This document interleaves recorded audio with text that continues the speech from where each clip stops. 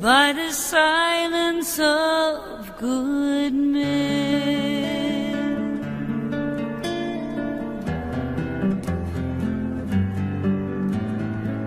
Silence is golden, or that's what they say. So good men stand silent, and all of us betray.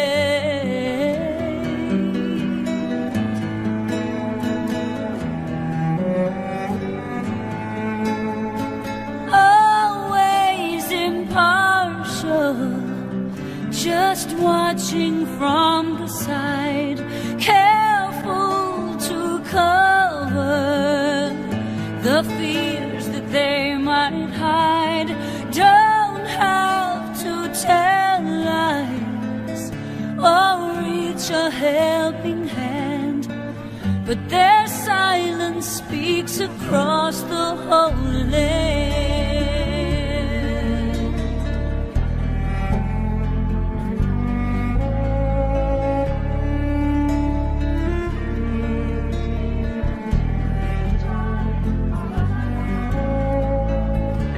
Line up just like that. What do you think? This is so cool. Mommy, do we have enough? We gotta get one for every club. Well, I think you just counted the big clubs, right, Johnny B?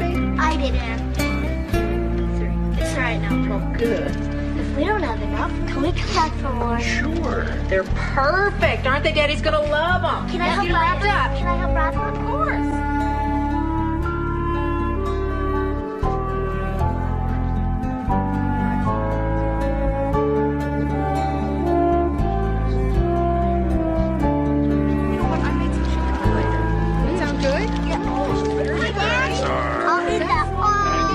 Don't ask.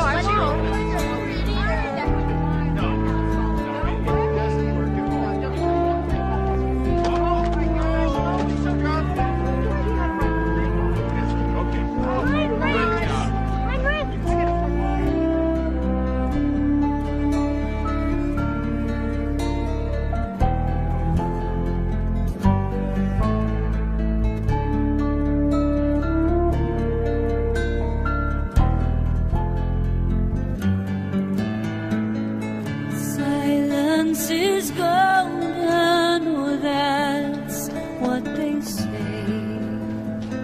So good men stand silent, and all of us betray.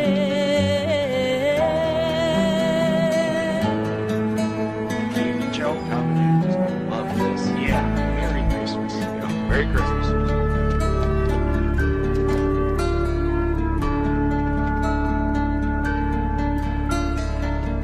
There's always evil that hides in this world, and then the evil endures by the silence of good men.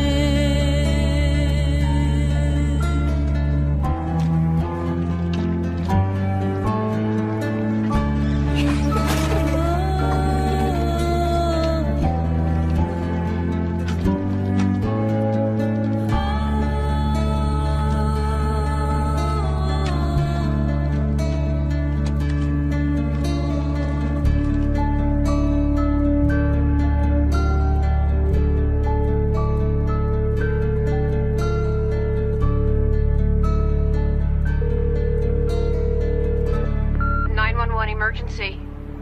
My daughter's missing. I think that she's been kidnapped. Where are you now? 755 15th Street. 272 and a car to cover. We have a kidnapping. 272 en route from Pearl Street.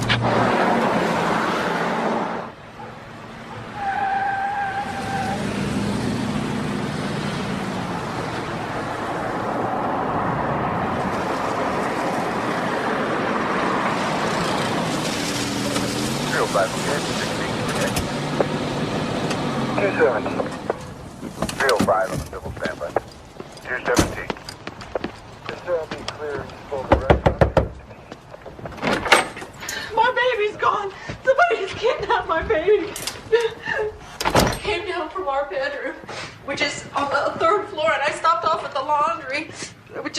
second floor so that I could just wash out one of her jumpsuits. And then I came downstairs, and that's when I saw it. It was here. It was right here. Oh, shouldn't you close the airports? What about roadblocks? What do you do first? One moment, sir. Is this where you found it, ma'am? No, I found it right here on the stairs.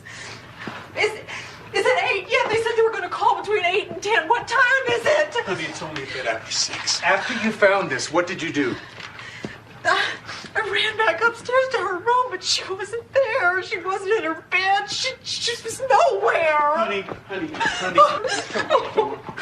going to call between 8 and 10, and we have to follow their instructions to the letter. It says if you want her to see 1997, you have to follow our instructions to the letter. Honey. Oh, Jesus! They're going to cut off my baby's head! What? Read it! It says that if we talk to you, she's going to be beheaded! Honey, easy, cousin, easy. Come on, honey. Call the Reverend Hoverside. Don't you want to talk to him? I want to talk to my baby! Come on, honey. Let's call Priscilla. Good night.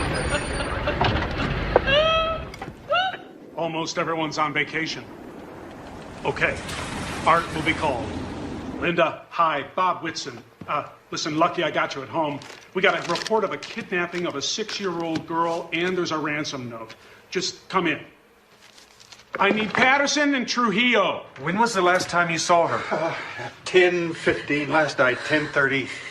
I went in right after that and dressed her and sang her a song. And you didn't see her after that? No. All right. This is her room. Did you hear her? I mean, did you get out of bed for anything? A snack, a glass of water, the bathroom? Our bedroom is on the top floor. It's in the front. This is the back. It's hard to hear. Oh, honey. This isn't helping. Come on, let's get out of here. Who else was in the house? Just Burke, our son. Where's his room? He's way in the front. Did he hear anything, do you know? He's still asleep. Could you show me his room? Should I go to the bank? The kidnapper told me to go to the bank. He wrote that she's safe and unharmed. Of course, he has to say that to get his money, doesn't he? This is Sergeant Whitson at Boulder PD. I've got a kidnapping, and I'd like an FBI liaison. Make sure he brings the protocol manual.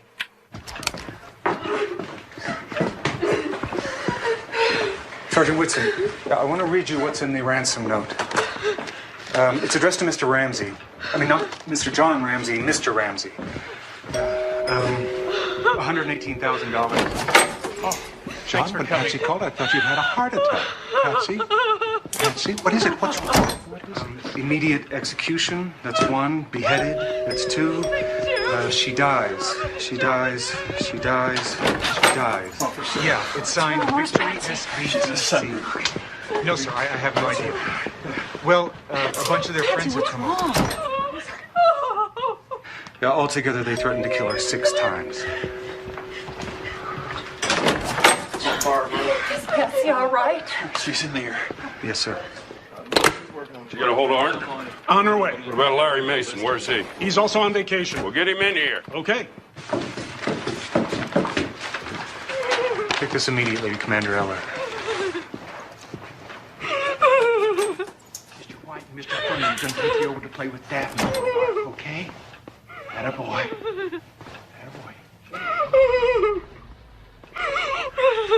Okay. 4 of them into Washington. Good night, sir. And 16. Hello, Reverend Hoverside. Thank you for coming. Of course, John. Family's well-to-do. Yeah. John Ramsey has a business in town. 400 employees called Access Graphics. Well-connected, I'm told. Just wanted to Check let it out. the Thanks. DAs know that we have a report of a kidnapping for ransom in the University Hill 3 district. copies. I don't want Yeah. anyone handling the original, and give me one. Linda, the victim's name is JonBenét Ramsey. Little girl, 6 years old. Kidnappers are going to call between 8 and 10. 755 15th Street. That's where you're going. Parents are there.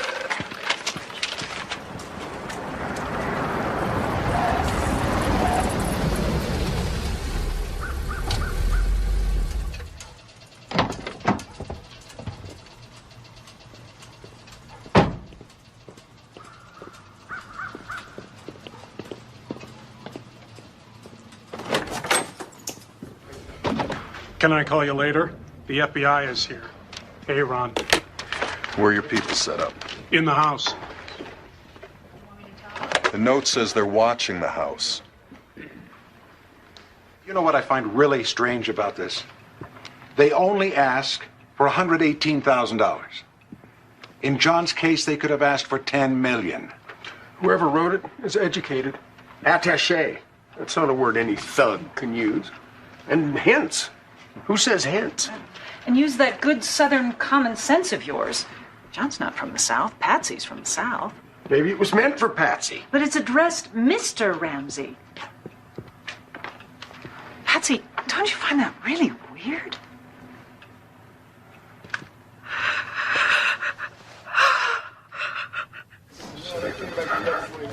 What's a small foreign faction? Terrorists. It's like the War and Peace or ransom notes. An ordinary kidnapper says, we got your kid, we want $5 million, we'll keep in touch, period. And $118,000? How's a small foreign faction going to split up $118,000? Burke gonna be all right, isn't he? He'll be fine. We've got him over at my house. No, it's not Pew. It's Hoffman Pew. Linda Hoffman Pew. Take a deep breath. She needs money for her rent. And I promised her $2,000. Slow down. Slow down. The check is right in the kitchen, just ready to be made out. Does she have a key to the house? Of course she has a key. She cleans for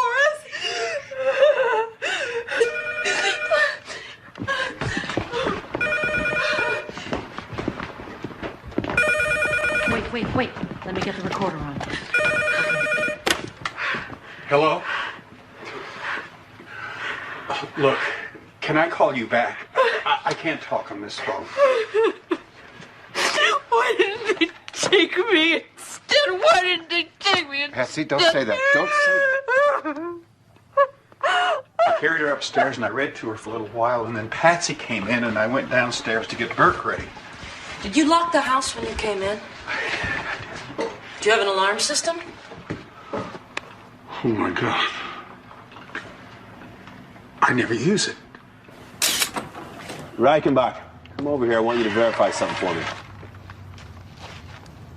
Look like a spider web to you? Yes, sir. I think so. It's pineapple. Patterson? John Ramsey just came in.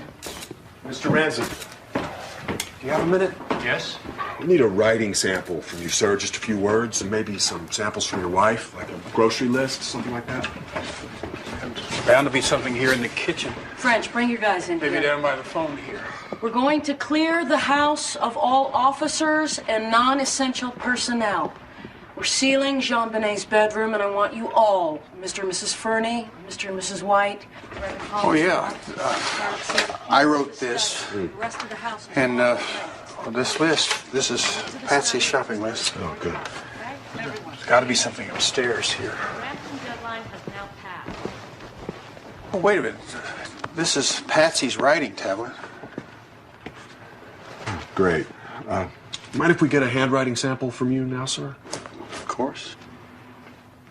Have faith, Patsy.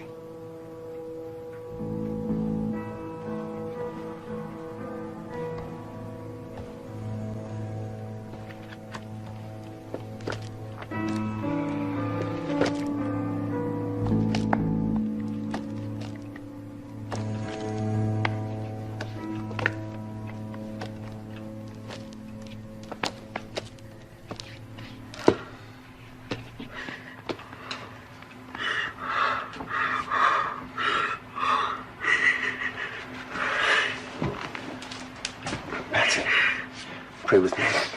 Let's pray together. Our Father, who art in heaven, hallowed be thy name. Thy kingdom come. Thy will be done on earth as it is. Enemies? That's a strong word. John Ramsey isn't the sort of man who makes enemies. What about Mr. Merrick? Well, he claimed Access owed him money, but it all got settled. How much money was he owed? You know, it came out to about the same as John's current bonus. Come again? John's bonus this year. It was $118,000. I don't want to borrow a dog from Aurora. Use one of the sheriff's dogs. Sheriff's dogs are ground scent dogs. We need an air scent dog. So that's what you learned at FBI school, huh? Mm-hmm. Yeah. Yeah, Mason's right here. Hold on. It's Art for you. Yeah, Art? Larry, I've got a house full of people wandering around, and I really could use some backup. This is a 3-story house plus a basement. I can't keep 9 people in sight all by myself. I even think John Ramsey left the house to get his mail a little while ago. Well, Art, why don't you give Ramsey something to do? That way you'll know where he is, and hang in there, okay? Hang in there? Yeah, hang in there.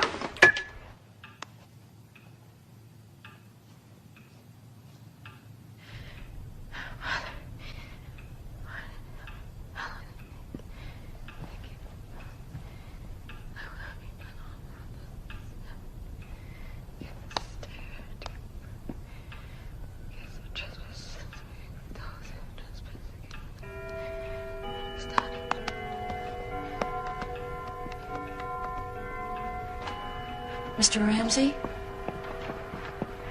Mr. Ramsey, could you help me? Could you and Mr. White go through the house one more time? I need you to see if anything is out of place, something of your daughter's that they might have taken, a toy, a sweater, anything. It would really help. Mr. White, would you come here for a second? Where do you want to go, John? Why don't we start downstairs? Stay with John.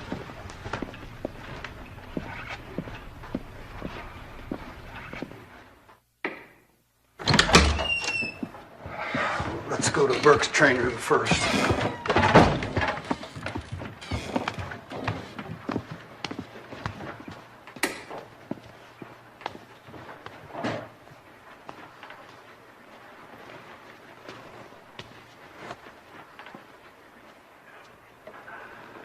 John, what about this window? Oh, that was me.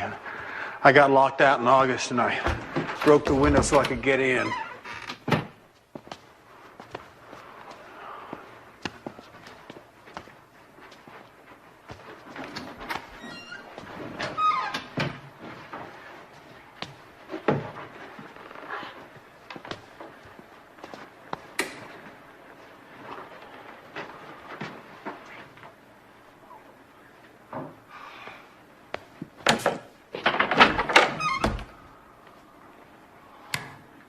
Oh my God, oh my God! Oh, she's stiff. She's so stiff. I found her! I found her! An ambulance! An ambulance! Stay here. Someone call 911.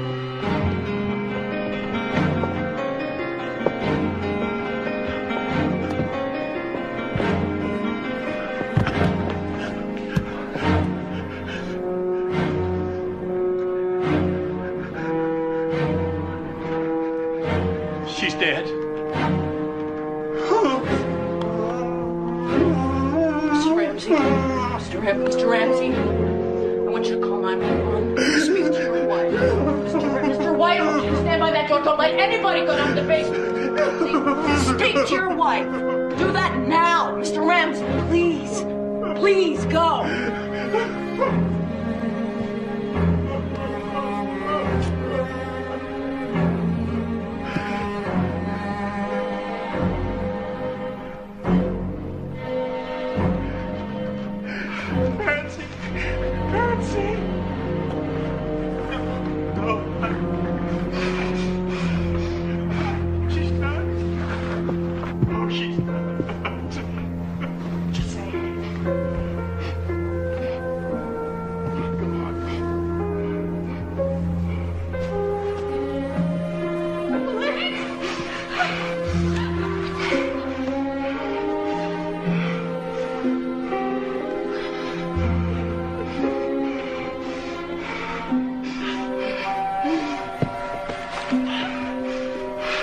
Won't somebody tell me what's going on? What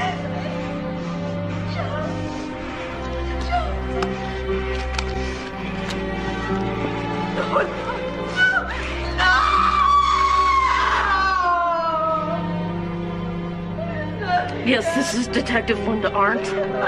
I am at 755 15th Street, 755 15th Street. I need an ambulance. I need backup. I have a dead little girl.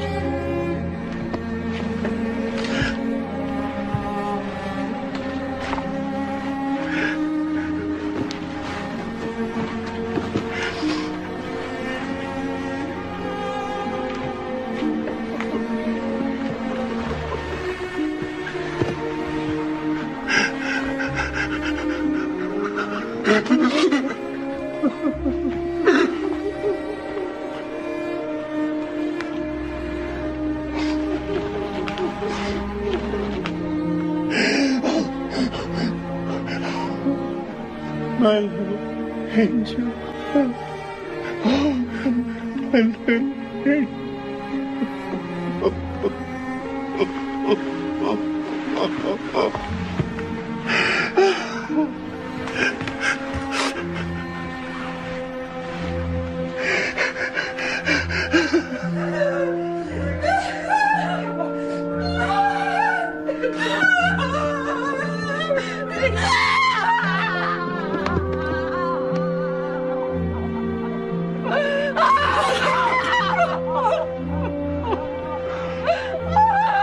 Bring her back! Bring her back to life!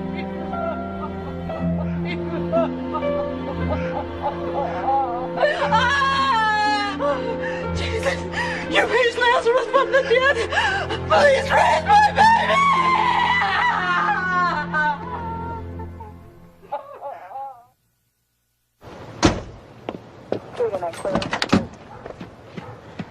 Show us where they found it. Down this way. We don't know who touched what down here, do we? No, Ramsey and White were down here by themselves. Has any part of the house been secured? The little girl's room, Larry, that's all.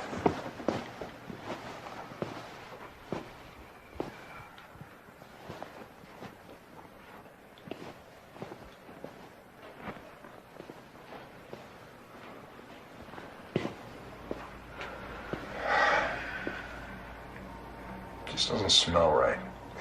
The strangler with a ligature, then place the kid in a blanket. Kidnappers are out of there in a heartbeat if something goes wrong. We need to secure this house. Linda, why don't you reserve a half dozen rooms at the Holiday Inn? Make sure that the parents are separated. We need to interview all these people. Yes, sir.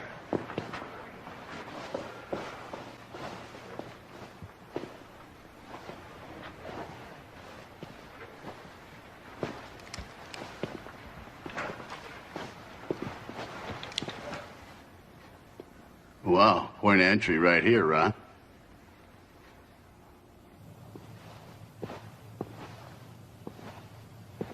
That time we'll clear the house. Okay. All right.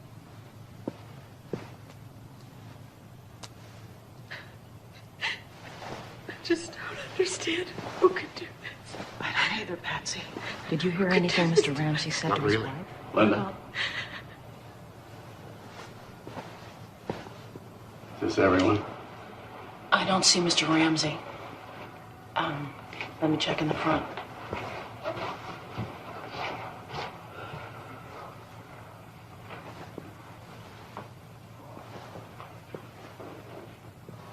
Can we take off before dark? I'll also have my older kids, maybe my brother and Patsy's sisters. Mr. Ramsey? That we get up into... Excuse me, sir, Mr. Ramsey? Mike, I'll call you back. Yes? Sergeant Larry Mason. Where are you going? I was talking to my pilot. I want to take my wife and my son to Atlanta. I'll feel safer when we're out of Boulder. Well, Mr. Ramsey, you can't leave Boulder. We have a lot of unfinished business here. We need to talk to you. And we've arranged to put you and your wife up at a nearby motel. We can all talk there. Motel? No, Mrs. Ramsey and I will stay at a motel. The Fernies said we could stay with them, and that's what we'll do. The Fernies? All right, well, then we can all talk there.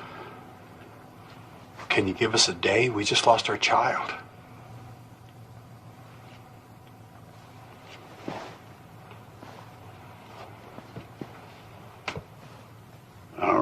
Okay. We'll see you tomorrow.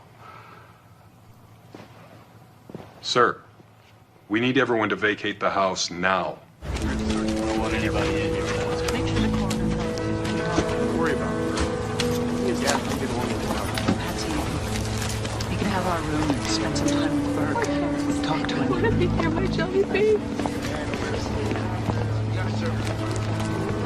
Daddy! Daddy, are you all right? Something awful's just happened. Son.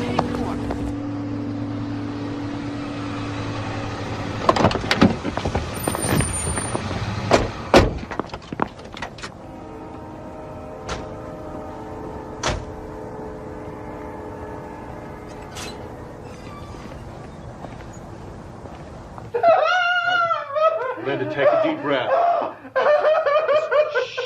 Just take a deep breath, Linda. It's okay. Linda. Then I'm going to read you some words. I need your help. I need you to print these out for me, okay? I'm going to read these words out, and you need to print them out for me, okay? What words? Just print Mr. Go ahead. Try it the short way, Linda. M.R. Dot. That's great, Linda. That's great. Now, print the word attaché. You need me to spell that for you? Okay. A-T-T. That's right. A-C-H-E. Great, great. And now, beheaded. What? Beheaded. No. Linda, no. It's just a word. It's just a word. It did not happen to her. It's just a word. Go ahead. The white male with red shirt, white cap. Standing by the pickup truck. So, let's see what Trujillo has for us. The music. We should be all wrapped up by around 9:30. We could turn the house back over to the family then. Are you sure? It's a big house, and it's at night. I've seen it take 2 to 3 days to search a house a fraction the size of this one. Our people are done. Have you checked all the rooms? There's 15 rooms upstairs. There's 6 more in the cellar. The crime scene tech says they're finished. They checked the child's bedroom and the cellar room where she was found. We also dusted the doors and the windows. Plus, we bagged all the evidence. We're done. Why don't you secure it and come back tomorrow? I mean, you don't want to hand the house back to the family, right? And then find out we missed something vital. The techs are satisfied. Well, I'm not satisfied. Tom, have you cleared this with Eller? Tom. Hey, Pete Hostrom, please. Hi. Yeah, it's me. Listen, you got to talk to Eller. They're closing down the search. Crime scene belongs to the police. If we say we're finished with it, we're finished with it. It's your call to make. Absolutely. All I'm saying is, what's the rush? The Ramseys aren't in any hurry to sleep there. The child had duct tape across her mouth. We haven't found the roll that it came from yet. You should be scouring every closet, every drawer, every crawl space, vacuum for hairs and fibers. Look for footprints, shoe prints. It's a murder, Commander. I'm head of detectives, Hofstrom, and I sure as hell don't need a DA to tell me this is a murder. It's a murder, and we don't have any witness. In a murder without any witness, there's no such thing as too much physical evidence. You have to collect every scrap. This isn't right. It's just it's not right. I don't know. Maybe Eller knows something we don't know.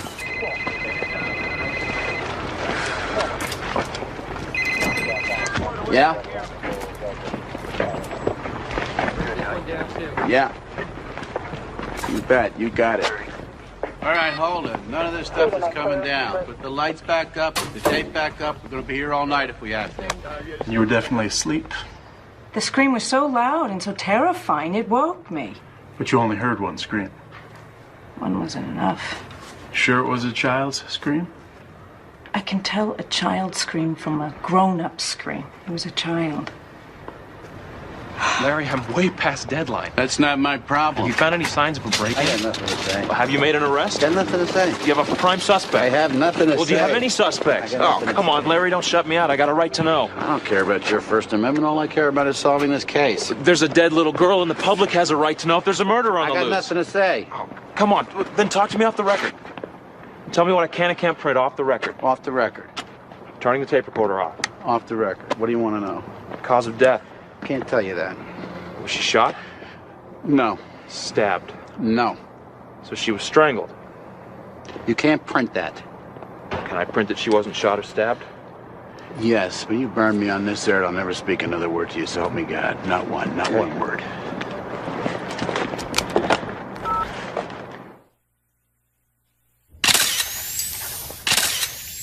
The decedent is wearing a long-sleeved, white, collarless shirt. Tied loosely around the right wrist, overlaying the sleeve of the shirt, is a white cord. Do you ever mention that before? He'd broken into his own basement? No. And you believe him, that he'd do something like that? Of course. Why would he lie? Okay. So the two of you come through the room with the broken window. You go through the boiler room towards the door at the end. And Ramsey's ahead of you, is that right? Exactly. Like earlier. Like earlier? What do you mean? Were you two down there before? Not John. Me. I told you that. Or did I tell the woman detective? Maybe I told one of the uniformed policemen. I know I told somebody. Well, tell me now. Well, a few minutes after my wife and I got there, I searched the house. You know, room by room. JonBenét. John. Then I went down into the basement, and that was the first time I saw the broken window. Actually, I picked up off of the floor a shard of glass and placed it on the window ledge. Then I went through the boiler room to the room at the back. I opened the door. You opened the door? Yes, but I didn't see anything. The room was pitch black. I felt around for a light switch, and when I didn't find one, I went back upstairs. Did you see anything? The room was pitch black.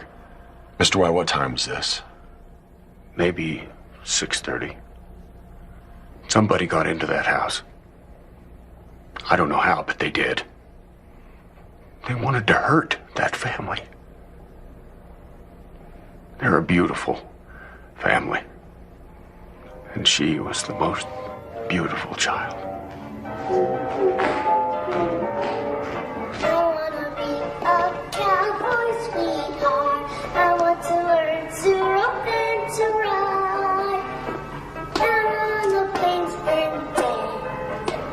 Across the great divide. Good.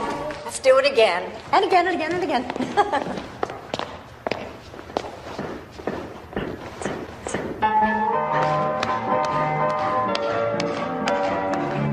Crossover. I want to be a cowboy sweetheart. I want to learn to rope and to ride. The pageants were Patsy's gigs.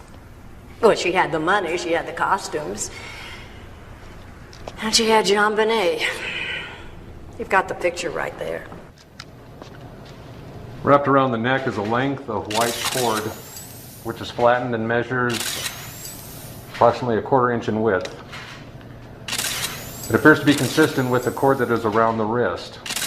This wooden stick is irregularly broken at both ends, and there are several colors of paint and glistening varnish on the surface. Fluorescent examination indicates smears of residue on upper right thigh. Marking is item 24. I hear she still wet the bed. Is that true? Oh, yeah. Every morning. When I came in, Patsy already had the sheets off the bed and into the washer. The blanket was already in the dryer. Which blanket? JonBenét has her own special white blanket. Did Patsy ever get upset by all this bedwetting? I mean, day after day washing those sheets? What's the big deal? The washer's right outside the bedroom. Do you ever notice any unexplained bruises? Unexplained? You know, a bruise that doesn't look like it was made by a fall or a bump. No. Did she ever complain to you about being hit by either of her parents? No. Did you ever see Patsy or John raise a hand to her? Never. Never. You don't understand these people. Patsy is just a sweet person. She spends every spare minute with those kids. Bedtime stories, school projects, whatever they needed. The Ramseys loved their children. As a typical kidnapping ransom note you might find in any movie scenario. Investigative sources have told us the note directed the family to pay $118,000. It also mentioned future demands, conditions the police planned on meeting. The Boulder police held an 11 o'clock press conference this morning. There wasn't a thorough search of the house conducted initially.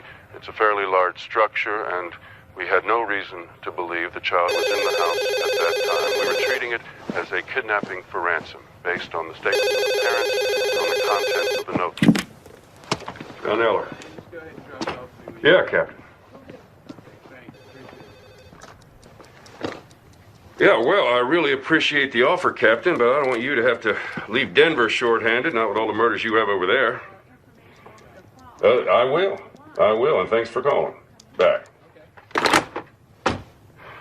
Everybody's being so damn generous. Denver PD, Sheriff's Office, even the FBI wants to hold our hand. So what do you got? John Eller. Go ahead. The preliminary test indicates that the ransom note was written on paper, torn from a pad, found in the Ramsey house. Thanks. There you go, that's what you wanted. Did you get that? Got it. What else? As of now, we have no indication of forced entry, but the burglar alarm was off and lots of people seem to have keys. Meyer found a subdermal hematoma below a skull fracture, so it's possible a blow to the head contributed to her death, but it might have been the rope around her neck is what killed her, and we still have no idea what room she was killed in. The coroner sent a bunch of samples to the CBI labs, and one of them from her thigh. Looks like it might be semen. Seaman. Okay. I want the Ramseys questioned as soon as possible. You know, Walker doesn't think there ever was a kidnapping. Well, I got a lot of questions, and I'm sure we should move faster than yesterday. Don't count on getting a whole lot from the mother. The lawyer says she's heavily medicated. Good evening, I'm Michael Bynum. I'm a friend of John's and general counsel for Access Graphics. Please come in. Linda Hart. They're, broken-hearted, doesn't even begin to express how they feel. Larry Mason, Boulder Police. Jeff Ramsey. Sergeant Mason, Detective Arndt, this is John's brother, Jeff. Mr. Ramsey, may I? Sure. Well, sir. First thing that we want you to know is that your help and your wife's help absolutely vital in helping us find the killer. What we need to do is go minute by minute through the other night and yesterday morning. Now? Well, sir, yes. Well, yes, sir, absolutely, now. And we found these things, Mr. Ramsey, now, and these mean that the sooner you get going, the better, while memory's still fresh. All I'm thinking about right now is my wife, your family. You saw her. Yes, sir, we understand, but for our purposes, we have to move on I this can't thing. think straight right now. Can I call you with a good time for both of us? I would appreciate that. The death of 6-year-old JonBenét Ramsey has put a cloud over this quiet Boulder community. It is the city's first homicide of 1996. And the fact that this talented little girl was found strangled to death in her own home in an upscale neighborhood has many in shock. It doesn't seem random to me somehow. It seems like there's something fishy kind of behind it. And that's what's really kind of shocking. Not that it would happen there on 15th Street, which is a nice part of town, but just that it would be, I don't know. It just kind of gives me the creeps. Well, so far our A-list includes the housekeeper, the gardener, Santa Claus, the seamstress, the Fernies, the Whites, and of course all of the Ramseys. Yeah. Yeah, hold on. Linda Arndt. Hello, Mr. Bynum. Sir, can I put you on the speaker? That way there'll be no misunderstanding. Okay, Mr. Bynum, will you repeat what you just said? Certainly. In my capacity as a friend, I've advised John and Patsy Ramsey not to give any testimonial evidence until they have chosen a lawyer. Mr. Bynum, I'm going to put Larry Mason on. You remember him? Mr. Bynum, the Ramseys have yet to retain a criminal attorney? Not yet. I also want to inform you that right after the memorial service here tomorrow, they're taking the body to Atlanta for burial. In that case, we would like the Ramseys to come in today so that we can collect non-testimonial evidence. Fingerprints, saliva, hair, handwriting, blood. I'll have them available by late afternoon. See you later.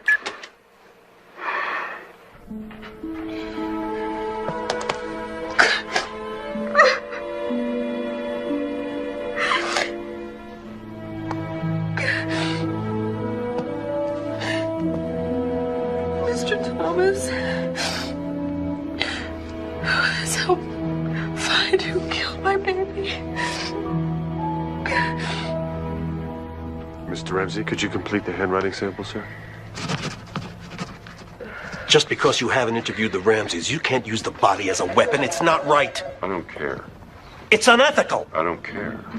It's flat out illegal. It's a police matter. Mason, instruct the coroner not to release the body. I won't.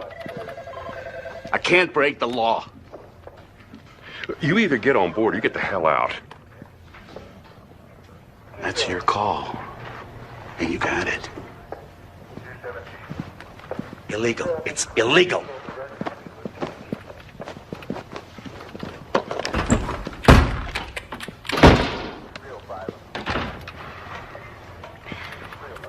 John Meyer. John. Yeah, it's John Eller. Listen, why don't you take another day or two with the Ramsey child? You might find some additional evidence. Yeah, well, then I'm asking you to hold the body. As a personal... Well, then I'm telling you, do it!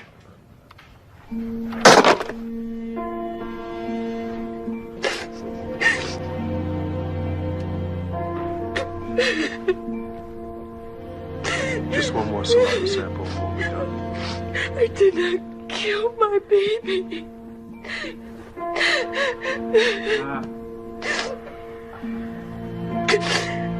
Brian, what's a year? What's that? What's a year? A year. Well, that is the amount of time it takes for the Earth to make a complete trip around the sun. So I've been around the sun almost 6 times. I guess you have, yeah. How many trips have you made? Oh, well, I've been around 27 times. So many trips. Yep. So many trips. Roses. Whoa, that's a big rose. Ow. Brian, do roses know their thorns can hurt? Well, I don't know if they know they can hurt. The thorn's there to protect the rose from animals. Let me see. Oh, don't pick up the leaves, JonBenét said to me. I want to play with them.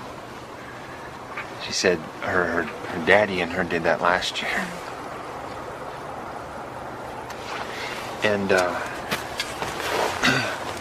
you know, quietly, she said, I wish he was around more. I really miss him. My God, then she started to cry.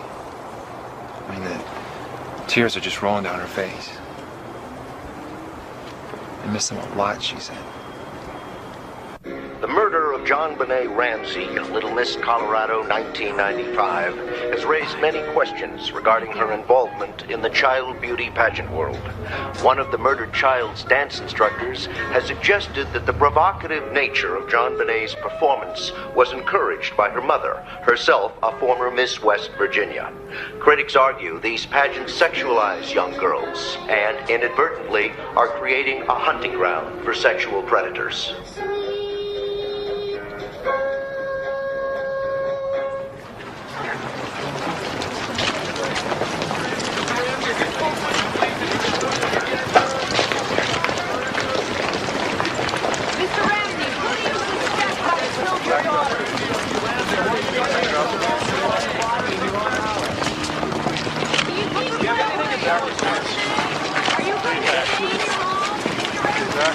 I said stay back. Hey, you're supposed to catch criminals, not protect them.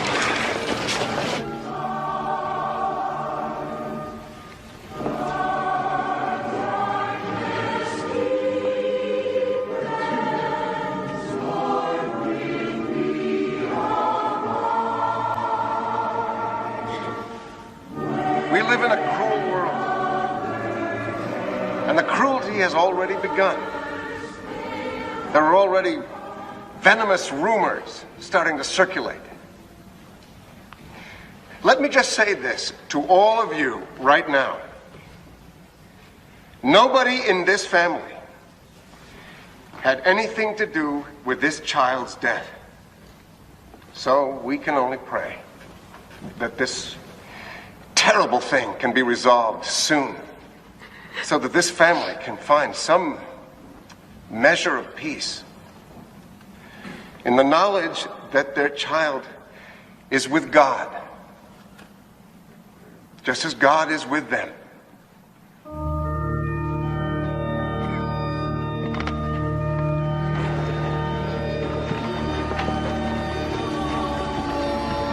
She was the most thoughtful little girl. She was beautiful. I'll always treasure her.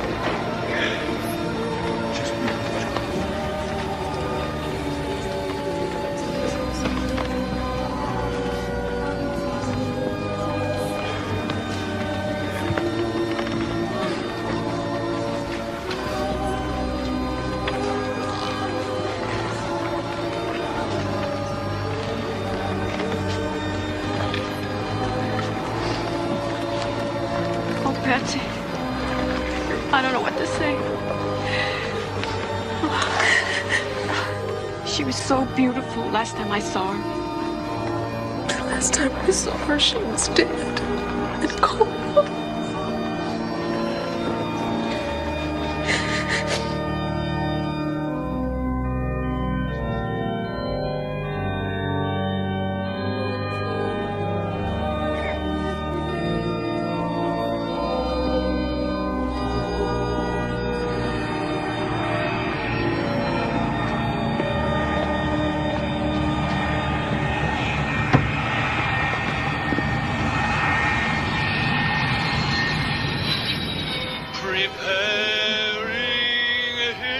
The tiny body of 6-year-old JonBenét Ramsey seems light compared to the heavy hearts at her funeral. Her parents, John and Patsy, brought her back to their former Atlanta church, a place they used to call home. Family held one another tight, huddled close.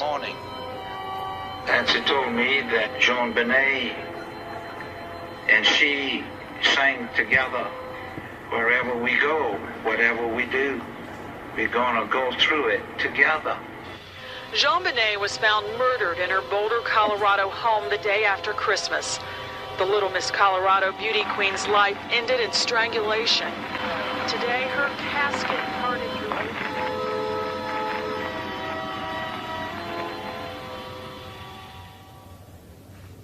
And then, I just realized that was the last time I heard her voice. It was just baking cookies and making jewelry. You can't have lawyers talk for you. For her father. You do the talking. Please, you do not grasp our situation. We have been hammered by all kinds of ugly rumors. I'm sorry, but when you go and hire lawyers and a public relations representative, and you refuse to talk to the police, you hand people the perfect opportunity to think the worst. You have to go back to Boulder and cooperate with the police. Please, this is unthinkable, John. Don't hire lawyers before you talk to the police. What will anybody think of parents who defend themselves to attorneys when the body of their murdered child is barely cold? John, please. Just get away from it. Let go. Accomplish anything by shouting. A top Boulder legal expert warned yesterday there was nothing inappropriate about John and Patsy Ramsey leaving the state to attend the young beauty queen's funeral in Atlanta. And now today's half. Dad, the great thing about narcotics is that there are no mysteries. I mean, the oney question is what day and what time the dope shipment arrives. Hey, Karina, Is this steak almost finished? Because I gotta go in like an hour. I thought what you really liked about narcotics was running around in those silly disguises. First time I met him, I actually thought he was a hippie burglar. He'd be a great burglar. Oh, thanks a lot, Dad. Uh-oh.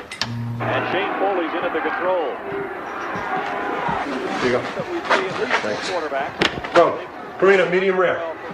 Actually, I think he would have made a very bad burglar. Always dropping things. Commander Elder, please. Steve Thomas. Hi. No. Yeah, I'll put it on right now. All right. Dad, give me the remote. What channel is CNN on? 17. 17. For our grief to resolve itself, we now have to find out why this happened. There's been some question as to why you hired a defense attorney. It's not just an attorney. We're also assembling an investigative team. I want the best minds this country has available to help us resolve What is he talking about? We're the investigative team. What is he talking about? Outsiders outside of your family or circle of friends? Yes. Our family is a loving family. It's a gentle family. We have lost one child. We know how precious their lives are. Police interviewed you. All day. On the day of her death. For hours, they asked us questions. There is a killer on the loose. Absolutely. If I were a resident of Boulder, I would tell my friends to keep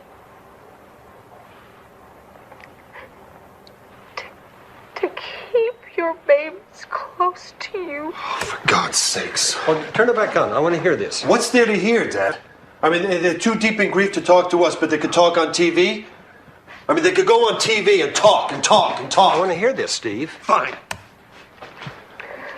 At least JonBenét will never have to know cancer or the death of a child. Yes. There's a killer on the loose. Keep your children close. They make me sick. Oh, I don't know. It's as dumb as hell, but they've just lost a child.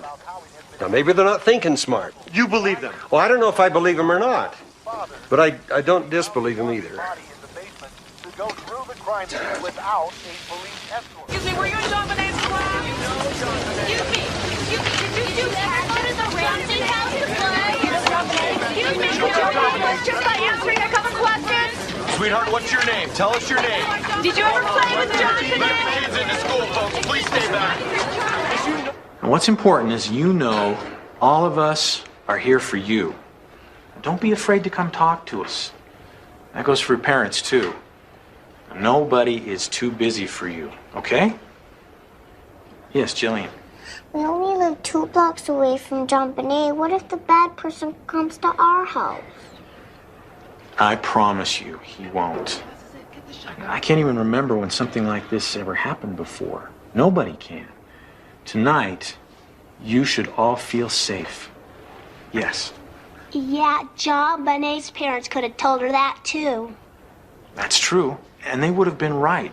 This is a rare occurrence. Okay, wait just a second.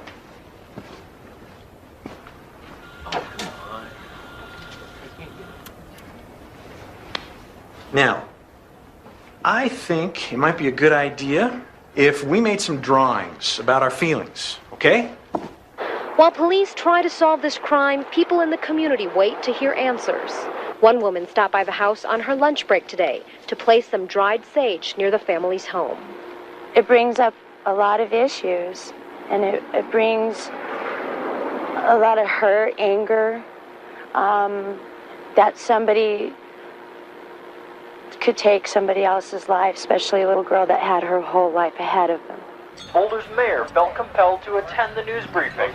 People in Boulder have no need to fear that there is someone wandering the streets of Boulder, has been portrayed by some people, particularly in talk radio, looking for young children to attack. Boulder is safe. It It's always been a safe community. It continues to be a safe community. She admits, though, she's received no information from police, and she's basing her reassurances on media reports that there was no forced entry to the home and that the killer probably had to know the layout of the house fairly well. The detectives expressed frustration about conducting an investigation under the spotlight of the media. Older citizens we talked with seemed more interested than fearful of the case. Now, Professor, you teach criminal law at the university. What do you make of the fact that John and Patsy Ramsey have gone and hired separate lawyers?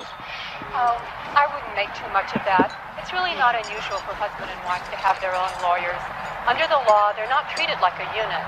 They're separate individuals. It's possible that their interests might even conflict. But don't you think it makes them appear more suspicious? Yeah, out there in the world, people imagine that they ought to distrust someone who hires defense counsel. They imagine that criminal lawyers are only for the guilty and the innocent don't have any need for them. But that's a mistake, a foolish mistake. I'd say she behaved like a mother under terrible stress, but is it innocent stress or guilty stress? I couldn't tell. Eller's group seems to have made up their minds. Is one Ramsey or the other? Pray not. Thanks.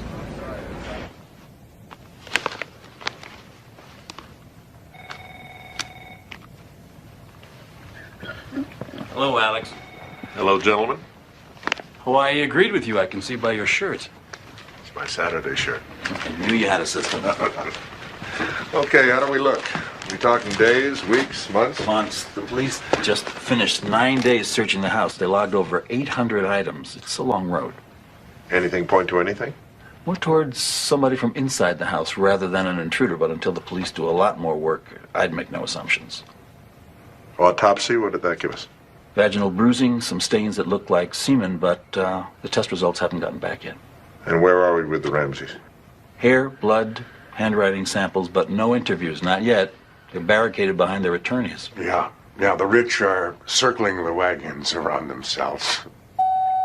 John Eller's here. Send him in. John, good to see you. According to reliable sources, JonBenét was garroted. According to authoritative sources, the ransom demand was for a peculiar amount. According to reputable sources, the paper the note was written on came from inside the Ramsey house. According to unimpeachable sources, the police left a lone detective in the house for 3 hours with 9 suspects. Suspects the detective could not control. This stuff is killing us, and your office is leaking it. We're not leaking anything. Like hell. No, it happens that we talk to the press more often than you do, which has served us pretty well for the last 25 years. No, that's your way, not ours. Anything that gets out hurts us. If it's accurate, it tips off the killer. If it's derogatory, it ruins us with potential witnesses. These stories make us look like the Keystone Cops. All right. Turn off your flamethrower. What is it you really want? The Ramseys have hired Brian Morgan. We're having no luck with them. Tell the Ramseys to talk to us. I'll do what I can. Anything else? We can't do that, John. If the victim's parents were dirt poor, any decent public defender would still advise them not to speak to you. All the Ramseys are doing is exercising their constitutional right. They don't have any rights. Constitutional rights are for people who've been charged. Nobody's charged the Ramseys, not yet. If they're not suspects, they're witnesses. And under Colorado law, witnesses have even more rights to refuse to talk to you. Or have you forgotten that, Commander? Damn it. Which side are you on? Always a pleasure, John.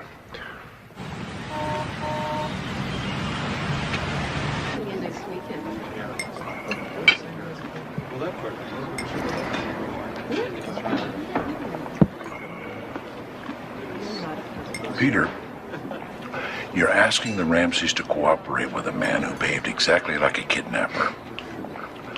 John Eller was ready to hold their child's body until he got his interview. Brian, cut the crap. We've always been square with each other. You can explain to the Ramseys that Eller's just an old-fashioned cop under enormous pressure in a high-profile case, but he still wants what we all want, to catch JonBenét's killer. And it might be easier to persuade Patsy if we could all agree to let the interview take place at a neutral site. Right.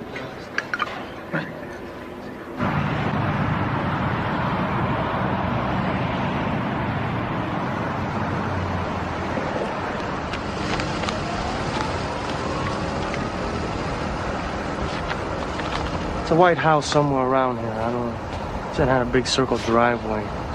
She must have been 6 when these were taken. Do you believe in miracles? I didn't. But I was wrong.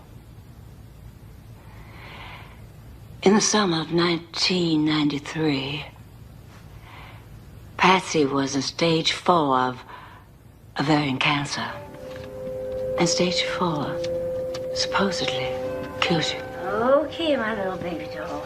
I want you to give this to Mommy. She's gonna really like it.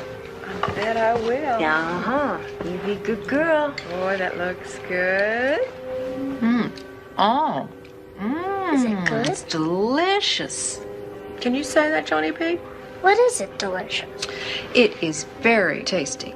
What Grandma made is delicious. Now, is it, delectable? Oh, it is for sure delectable. What's delectable? Well, delectable is delicious plus plus, just like you, Angel. Delicious plus plus? Cool. Yeah. Cool. In May of 1994, she got well. The main thing that saved her was her family, her husband, and her children, and especially JonBenét.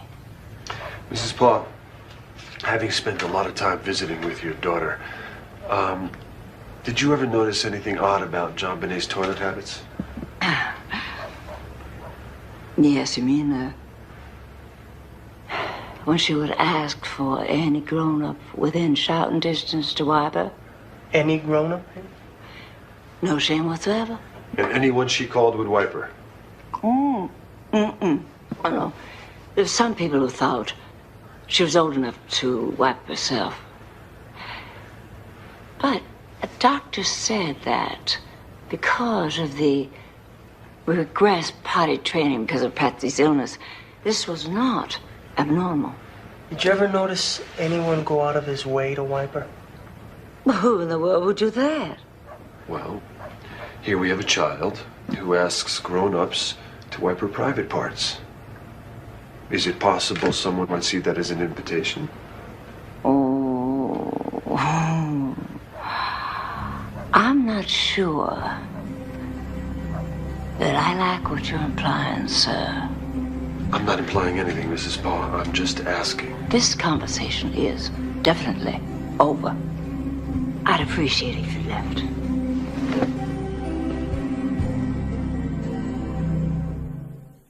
The phone is ringing at a steady pace at this newsstand in Boulder. Most people are calling to voice their support. Eads News and Smoke Shop will drop the edition of the Globe that comes out on Monday. Eads had planned to carry the issue with crime scene photos of JonBenét Ramsey. But late in the day, store managers changed their minds. They just felt as if it wasn't in their interest to carry something like that. We're in support of the Ramsey family. Pete Roos says it doesn't matter who will or won't be selling the issue. He won't be reading it anyway. That's just pushing it too far. A little decency would be good. Globe spokesperson Tony Frost says that is not the case. We took very careful consideration before publishing these photographs. We had a large selection to choose from, and we chose what we feel are the less sensational ones. From the beginning, sources have told News 4 catching the killer would mean proving forensic evidence found inside the Ramsey home. That includes bodily fluids found on JonBenét Ramsey and elsewhere in the house. Publicly, police will not say when that lab work will be finished. Here, grist for your mother. Why the hand delivery? Alex, you need to know Boulder PD has requested we no longer copy you on our findings in the Ramsey case. Wait a minute.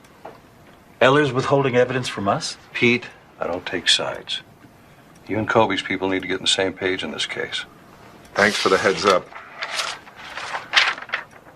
What does this say? A residue on her thigh was not semen? Smeared blood. You sure? We're sure. Then there's no evidence any male ejaculated on the child's body. Right. How did Ella react? I'm told he was counting on it being semen. John Ramsey semen.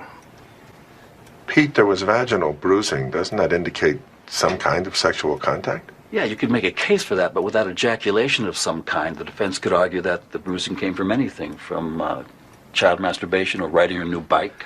If I were the defense attorney, heaven forbid, that's what I'd argue. You want to link this killing to a molestation. You got a real steep hill to climb. 1, there's no evidence of forced entry. 2, the ransom demand is for $118,000, which is exactly the same as John Ramsey's bonus, which it's unlikely that anyone else would know about that except someone in the family. 3, everything that we have found has pointed to Patsy Ramsey as the buyer of the cord and the duct tape. 4, the paper used for the ransom note came from one of Patsy Ramsey's own writing pads. And 5, the handwriting analysis of the ransom note excludes every single person that we have tested to date except for Patsy Ramsey. Now, we think we have enough probable cause for an arrest, and we would like your support in drafting up an arrest warrant immediately. Steve, I think you left a few things out. For instance, the open cellar window had a scuff mark below it and a suitcase below that. Yeah? Well, face it, you can't say for sure that Patsy Ramsey wrote that note. And you can't say for sure that she bought the tape or the cord. And even if she did, are you saying that she bought it with the intent to commit the crime? You can't prove that someone else didn't enter that house that night. You don't know where the child was killed and what the weapon was. You don't have a makeable case. You're not even close. Let us arrest her, put her into the system, and I promise you, when Patsy Ramsey is mugged and printed, and when the flash goes off in her face and the cell door slams shut behind her, she will fold, she will beg. No, if she begs at all, it'll be for her lawyer. The moment when Patsy Ramsey might have given it up is long gone. At least let us try. You've as much as admitted you want to arrest her to coerce a confession out of her.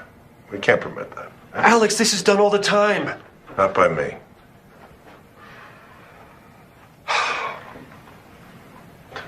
Bring us a case. Newsroom, please. Julie, hi, it's me. Well, it's pretty messy. We're getting nowhere with Hunter's office. Blood all over the floor. Mostly ours. Steve Thomas. Okay. Yeah, that's our case. Okay, slow down. Wolf. What's his first name? Chris.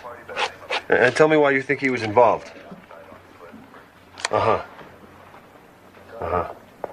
What's your name?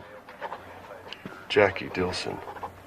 We went to a party, but then he wouldn't eat dinner with me, so I went to bed alone. So I wake up around 5:30. This is the morning of the 26th. Right. I wake up around 5:30 and Chris is in the shower, and his jeans and his sweater on the floor, and they're filthy. Now, how did they get filthy? Then that night, we're watching the news, and we hear that the kid is dead, and he goes ballistic. I hope the bastard dies. He was abusing her. There's nothing too evil for him. He's talking about the father. Then the next day, he's like a caged animal. All he does all day long is pace. Pace, pace, pace. Hey, legendary Boulder police. Don't catch child killers, but they sure can't put the cuffs on traffic violators. They can sure do that. We want your help, Chris. Beautiful. Boulder police wants my help, so they bust me. Why should I help? Because you have a suspended license, and we can't ask a judge to let us confiscate your car. No judge will do that. You willing to take that kind of chance? What do you want?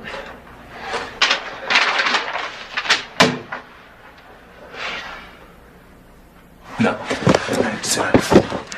What do you mean, no? No. N-O. No. I had nothing to do with it, and I'm not going to copy this. Well, if you didn't have anything to do with the crime, then what are you so afraid of?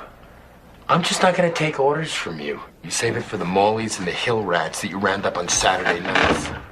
Hey, Chris, smile. No. Pull your head up. Pull your head up! You like this wolf guy at all, or does he just piss you off? If you like him, we'll work him. If you're just pissed off, I don't want to waste any more time with this creep. He's here. Let's get samples. We can't unless we tie him to the Ramsey case. You want to spend half a day going through every minute of his life?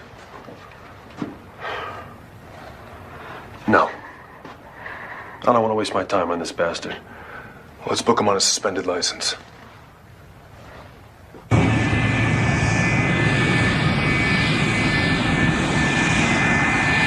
Flight 57 from Miami can be claimed on Carousel 13.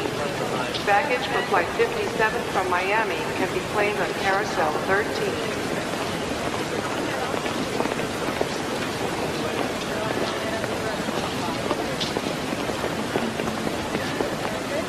Jeff. Craig. Hey, there you are. sorry I'm late. No problem. I brought you some pictures. Yeah. These are all the players of the different people in Boulder. Okay. Now listen, I just want you to know that you're not under any kind of time pressure here. Don't feel like you've got to go out and turn up the story of the year your first day. Okay. Just take it easy, take your time, and try to make good sources. Oh, I have written for newspapers before. Yeah, so. but you've never covered a case like this before. Okay. You've got all my numbers, right? Yeah. Give me a call. All right, thanks, See Craig. you.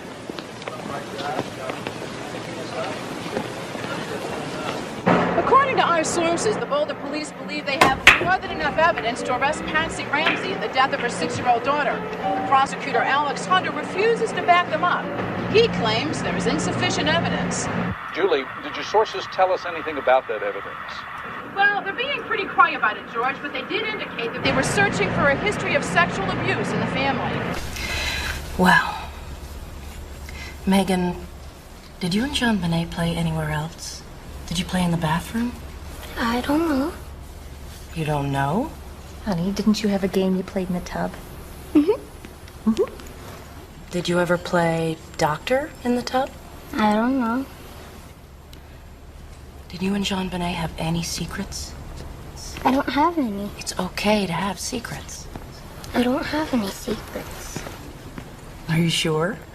I have secrets with all my girlfriends. Honey, listen. Why don't you do Mommy a favor? Go into the kitchen and see if they have any extra cookies. Hey. Give the nice lady back her badge. And say thank you. Thank you. You're welcome. Excuse me, I wasn't quite done with her. You don't have children, do you?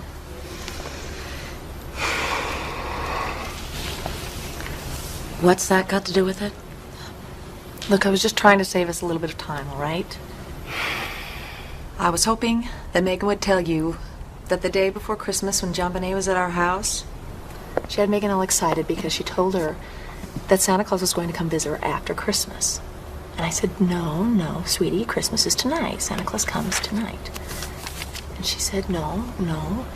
My Santa Claus told me yesterday that he was going to pay me a secret visit after Christmas. Bill, nobody's gonna give you a hard time about a casual promise you made to a child at a party. I never spoke to JonBenét about visiting her after Christmas. Are you sure you didn't say something like, I'll see you after the holidays? Well, one thing I've learned playing Santa, you don't make casual promises to a child. Why would she say what she said then? Because she's 6 years old. 6-year-olds like to brag. They especially like to brag about how tight they are with Santa. You have no objection if we talk to all the people you say visited you on Christmas Day, do you? No. Or if we talk to your doctor about your condition since your heart surgery? No. You wouldn't mind coming in to give us hair, blood, and handwriting samples? Why should I mind? I'm innocent. All right, listen up. Ladies and gentlemen, the CBI Bureau just found a hair. And they found it on the white blanket the little girl's body was lying on. So, I want pubic and body hair samples from everybody. I want them yesterday. The sooner we match this, the sooner we're home. I better get that. Heading into court, media attorney Tom Kelly argued the autopsy report of JonBenét Ramsey should be made public. The right to know is the right to know today. The autopsy report contains several important details.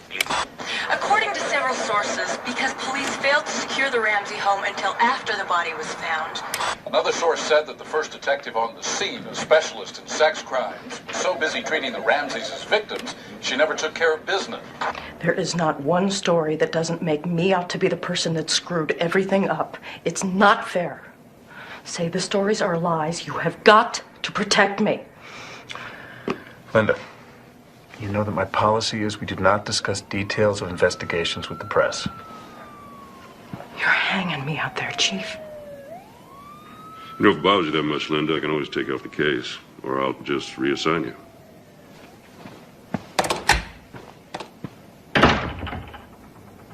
Once again, the Boulder police are denying new reports that they are trying to negotiate terms for an interview with the Ramseys.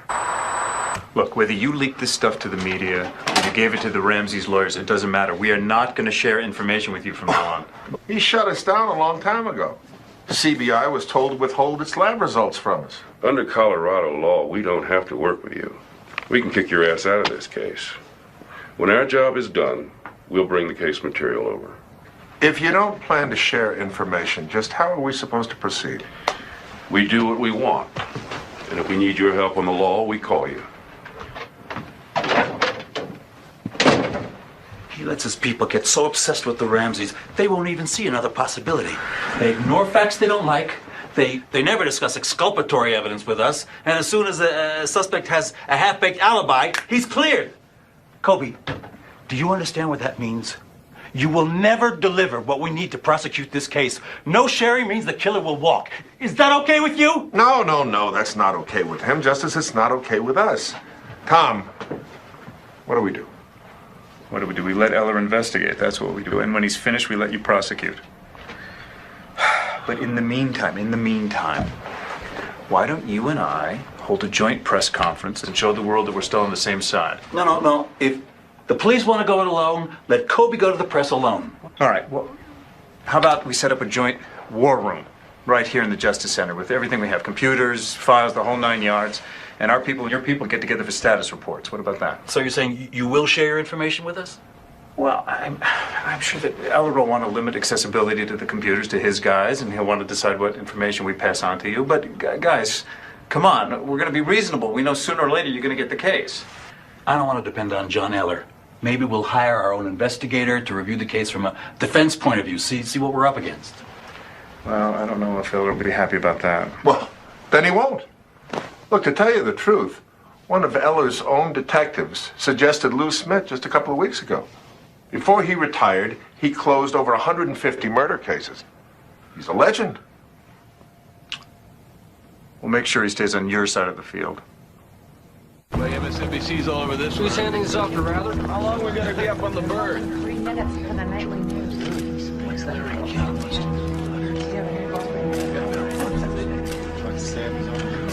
Universal Walters is flying on some shit. They look like the original I have a gut feeling about this case that I don't usually get. And that is that we're going to solve this case. I am not going to file charges until I feel I have it. The road to justice will not be paved with shortcuts. I want to say something through you. I want to say something to the person or persons who committed this crime. To the person or persons who took this baby from us. The list of suspects narrows. Soon no one will be on that list but you. You have stripped us of any mercy we might have had at the beginning of this investigation. We are going to see that justice is served and that you pay for what you did. We will ensure that justice will be served for this community, for this nation, and most importantly, for JonBenét. Did a great job, Alex. Really Thanks. great. You did it again. You must know something that I don't know to sound so confident. I didn't know we were that close. I might have gotten a little carried away. Well, when making a profile, the FBI will begin by explaining to you that your daughter was at a low risk of being killed by a stranger. She was in bed, at home, in a good neighborhood. Both her parents are in the house. What stranger takes a chance invading a house under those conditions? And on top of that, JonBenét rarely came in contact with strangers. That's not true. She met strangers all the time at the pageants. Are you sure about that, Mrs. Ramsey? Didn't you keep a pretty close eye on her? How can you be sure that the FBI profilers would tell the Boulder police that somebody in our house killed our daughter? Look, Mr. Ramsey, after heading the behavioral science unit for 15 years, I can tell you that what they'll suggest, without saying it, is that either you or your wife was involved in the killing, the cover-up, or both. Just because we were home? No, they see a lot more than that. They see the note, and the cord, the tape, the noose, and all those things tell the profilers that the killer had no fear of being discovered during the crime. He or she felt absolutely comfortable in your house. Tying the cord around JonBenét's neck took time, Mr. Ramsey. Carrying her body down to the wine cellar and wrapping her in a blanket took time. But the perpetrator was in the cellar with her. Nobody could hear him down there. He could take all the time he wanted. Maybe. But the most important piece of behavioral evidence is still the note. When was it written? If it was written before, then maybe it's an attempted kidnapping. But if it was a kidnapping and it went wrong, why leave a note and take the chance that the police can identify the handwriting? So when was it written? Well, I can tell you this. The length points to it being written by someone who was in no hurry to get the hell out of your house. Now, trust me, this is a crime scene analysis, and based purely on that, the profilers are bound to like the two of you for the killings. But I've interviewed you, and they haven't. You're what's missing from their appraisal.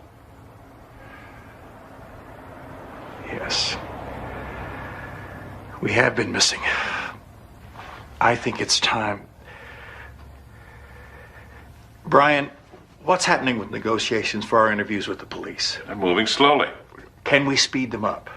Not without making lots of concessions. If we have to, make them. It's time the police heard our side of the story. If John Douglas here believes we're innocent, why shouldn't they? Did you see the article in the Rocky Mountain News? Our sources say when the police arrived at the Ramsey's house the morning of the murders, they found no footprints in the snow. That's a terrible distortion. It is a distortion. There were footprints. These leaks make it look like the killer was inside the house all night, meaning a Ramsey, and they're coming from your guys. You don't know that. Come on, be real. Eller and his boys are sabotaging any case we bring in except a Ramsey. What if I get enough hard evidence to indict someone else? How do I stop a defense lawyer from making a case against the Ramseys to save his client? Oh, come on, that's a stretch, Alex. Not at all. Eller's created an atmosphere in which no other target is possible except the Ramseys. I tell you, he's not doing the job, and you've got to do something. Like what? Move Eller out. Oh, I can't do that. It'll look like the media put pressure on me to dump him. He won't get it done, Tom. All right, I'll lean on him to widen the investigation, but Alex, I'm not going to dump him. I can't do that. Come on. Just don't think it's a good idea, that's all. I think it'll work out fine if I could just have your support on it. You have my support. All right, then. Sure, I 100%. Good morning, everyone. May I introduce Lou Smith, who worked homicide in Colorado Springs for the last 30 years. As Chief Kobe and I have agreed, he'll be cataloging and reviewing the case for prosecution. This guy going to run our case from Thank the you, back Alex. seat? Oh, my watch. Listen, we're going to have regularly scheduled status meetings here in our new war room to swap information. And I should also mention that Pete here is in close contact with the Ramsey's lawyers to get their clients to agree to an interview with our office. So anything you need, let us know. All right?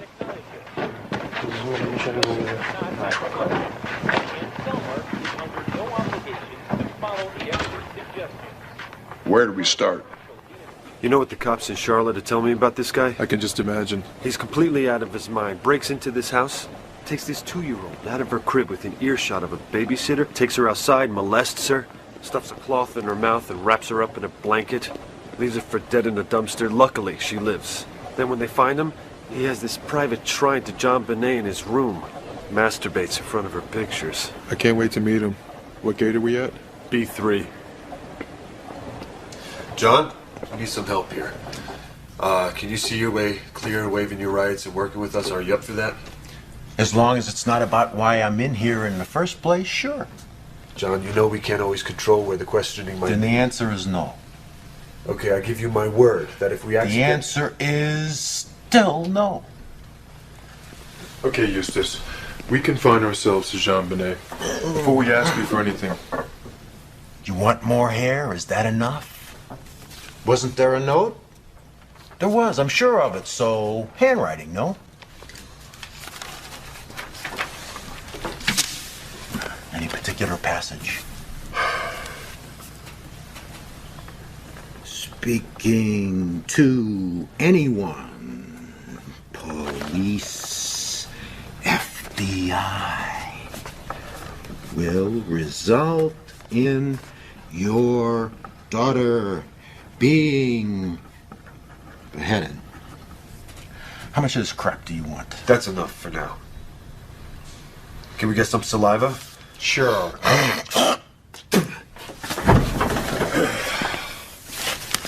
Thank you. John, where were you on Christmas night, the 25th, 26th of December? Yeah, take another sip.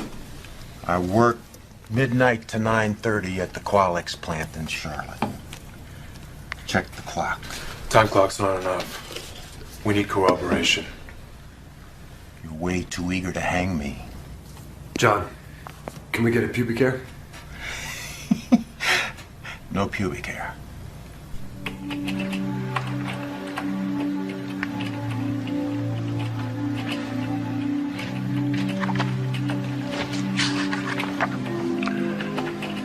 Trip, take a look at these marks.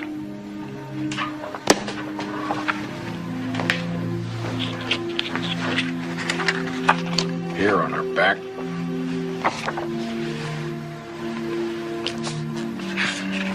Here below the ear.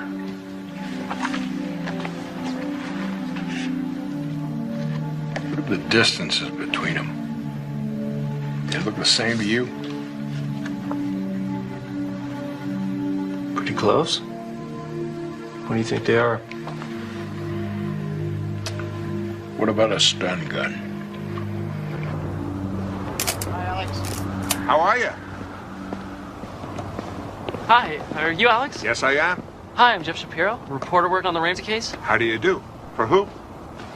National newspaper. Oh, see? Yeah. This is called Code of Silence. I read about the O.J. Simpson trial. Very interesting subject. You should check it out. Well, I will. Thank you. How's this case going? Close to an arrest? No.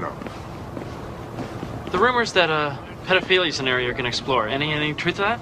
Well, we explore every area. Is it true that the stuff found on her body wasn't semen? You'd have to ask the police. But isn't it true that you and the police are on the best of terms? Oh, absolutely not. Geez, I gotta run. Thanks for this. Let's talk again. Oh, okay.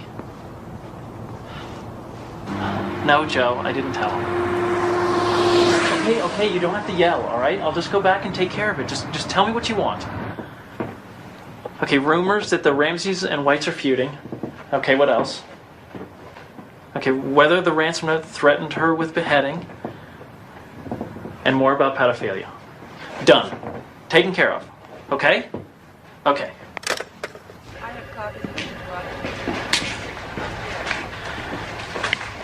Hi, Alex Hunter, please. My name is Jeff Shapiro. Okay.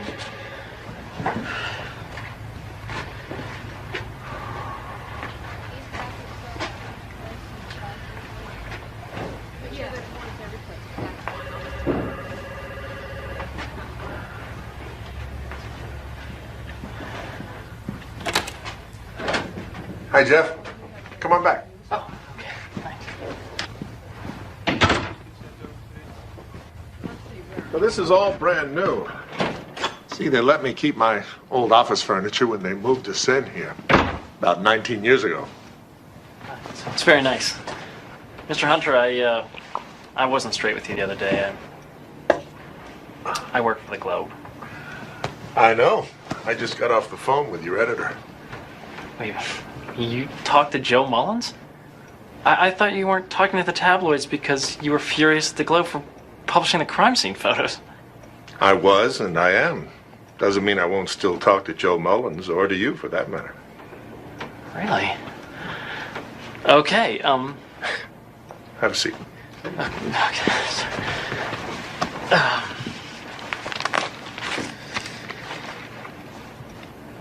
Okay, I heard a rumor that the ransom note threatened beheading. Is there anything to that?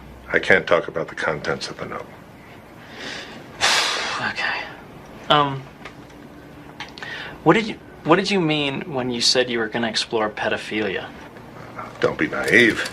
You got a beautiful 6-year-old girl with a history of appearances in children's beauty pageants. How could we not explore pedophilia?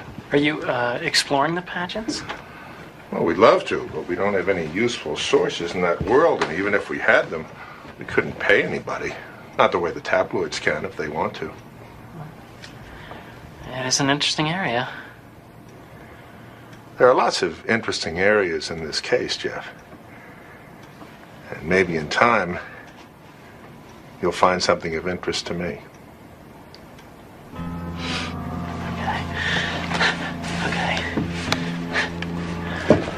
Boulder police asked the FBI Child Abduction and Serial Killer Unit to review the conditions for a Ramsey interview. The FBI's conclusion? The conditions were unacceptable. The Ramseys say they're still willing to talk to Boulder authorities, at least for now. The Boulder police say they still want to talk to the Ramseys, as long as the conditions laid down lead to what in their estimation would be worthwhile interviews. The interviews will be conducted by 2 Boulder police detectives chosen in consultation with Alex. Are Alex's own investigators eligible? No, strictly Boulder PD. It's their case. Okay? We know it's their case. Eller does nothing but rub our noses in that. Okay? Brian, is that okay? Can you sit in as an observer? It's up to the police, but I will ask.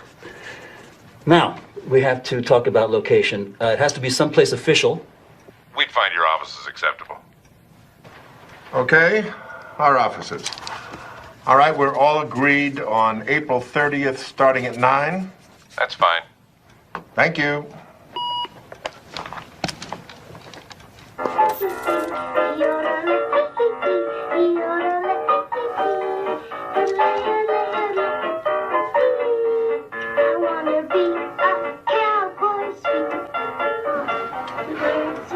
Four months of work for one interview.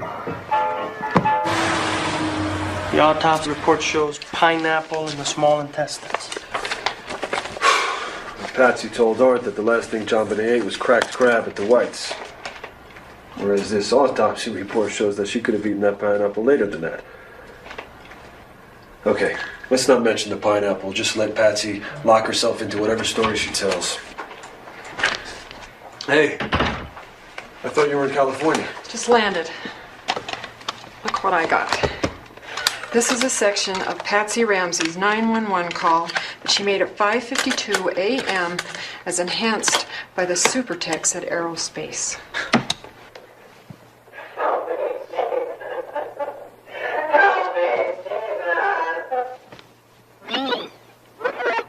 Who's that?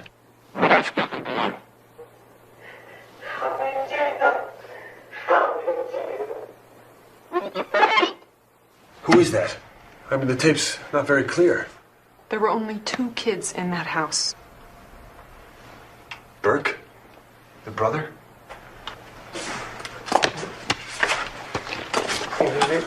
When they find her missing, they check Burke's room because sometimes he sleeps there. Right, but she wasn't there. And they say they don't wake him up until around 7. Okay, let's see if Patsy or John mentioned this to anybody. Check that out.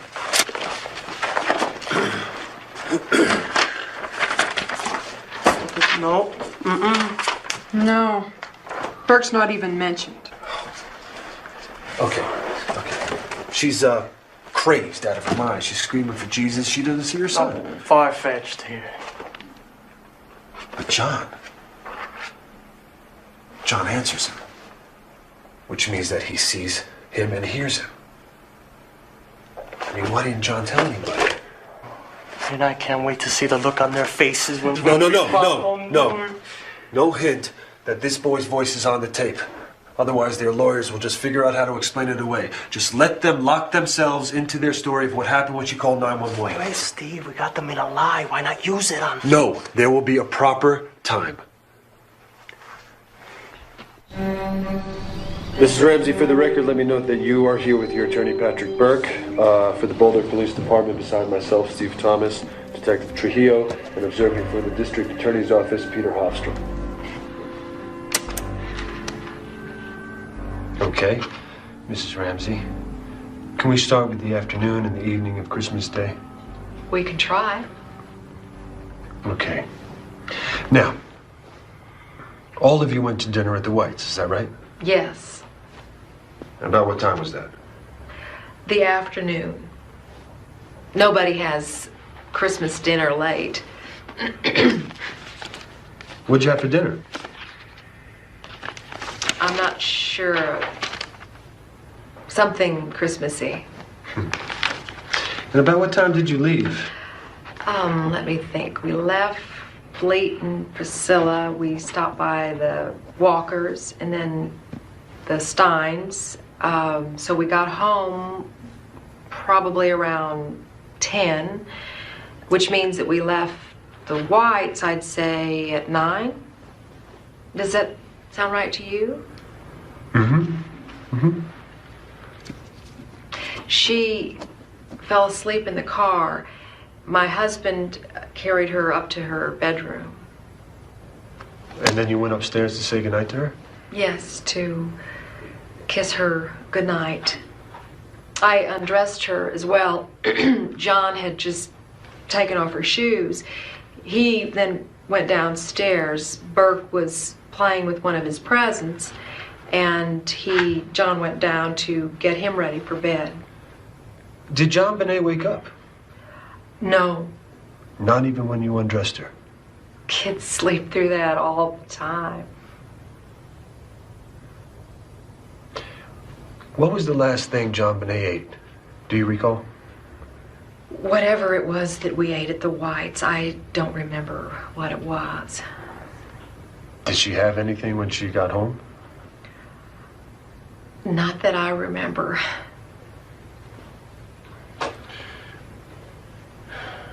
On the morning of the 26th, you said you got up around 5:30. What did you wear? A red sweater and black slacks. Here's a photograph taken of you at the Whites from the night before. Do you see anything unusual in it? No, not really. You see that I'm wearing the same sweater and slacks. They were just lying right where I left them the night before, so... Then you checked JonBenét's room. And she wasn't there. And you said you went downstairs to look for her and you found the note. Then you ran upstairs to Burke's room. Do you recall that? Is that what I said? It must be so. Well, you also said that when you first got up, you stopped at the second floor to wash something. Then you went downstairs, found the note, and ran up to JonBenét's room. Can you tell us which one it was? I don't remember. Either way, she wasn't there. She was gone. When you got to Burke's room to look for JonBenét, did you turn on the light? I don't remember. Did you wake Burke up? No. Oh, so then he woke up on his own? No, he didn't wake up. He stayed asleep until John sent him to the Whites. You mean all this shouting and all this commotion didn't wake him up? No.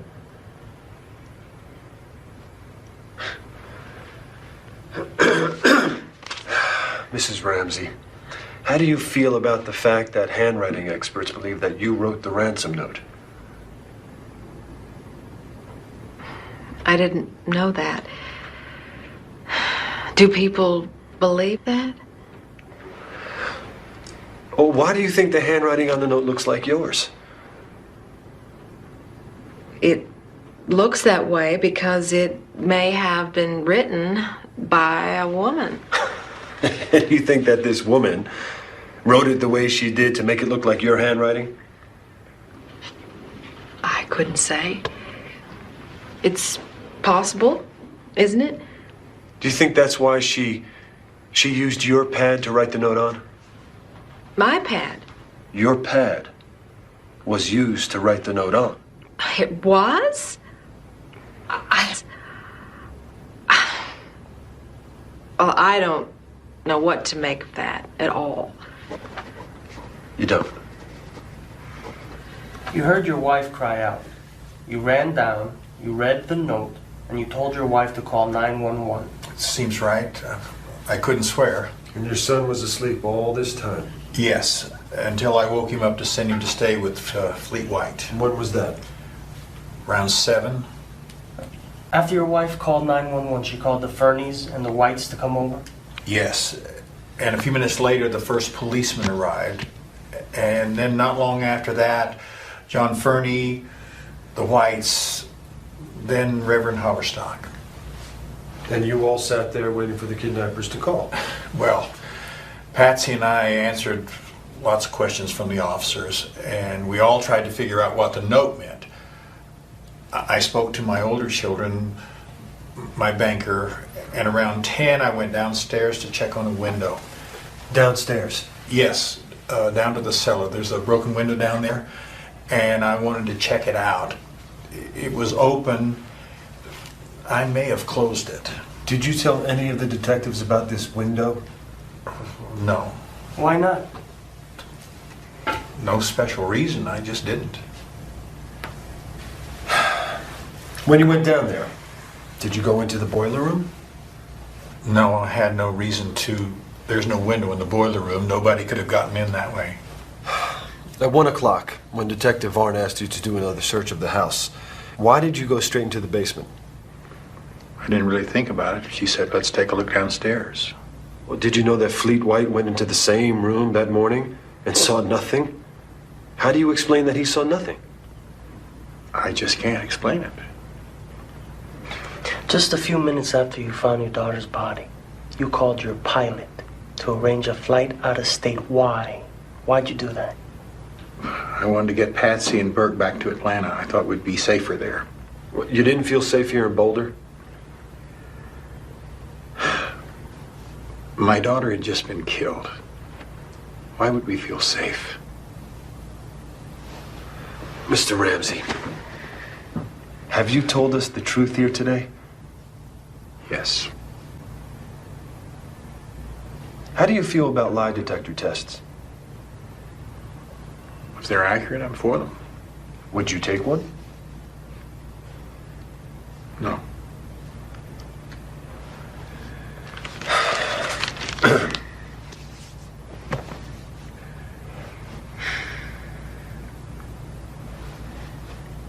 Did you kill your daughter, Mr. Ramsey?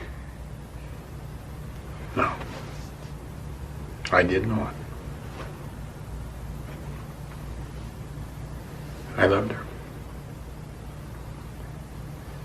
I can't believe it was somebody we know. Everybody we know loved her.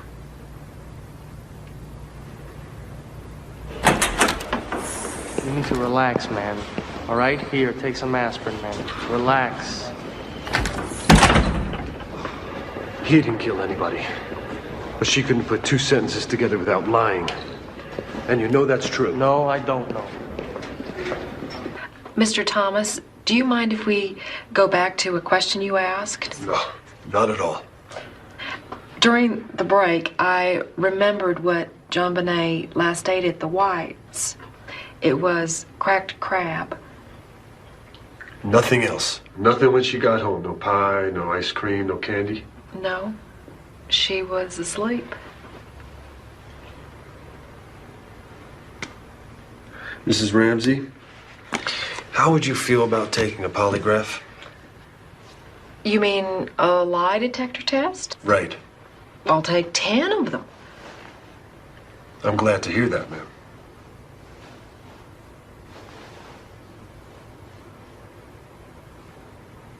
Mrs. Ramsey, did you kill your daughter? I did not kill my child. Did you write the ransom note? No. Is this the lie detector test? No, no. It's just an example of how it might work. Who do you think killed your daughter? I don't know. I have asked myself that a million times, and I don't know. It may be somebody who has a key. There's lots of people who have keys. Who, for example? The cleaning lady, for one. Oh, she has a pretty strong alibi. Well, the old couple across the street, they have a key. They watch our house when we're away. Their alibi is good, too. Mm-hmm. The other cleaning lady, the babysitter, one of them might have done it. Well, which one do you think is most likely? I don't know. I just don't know.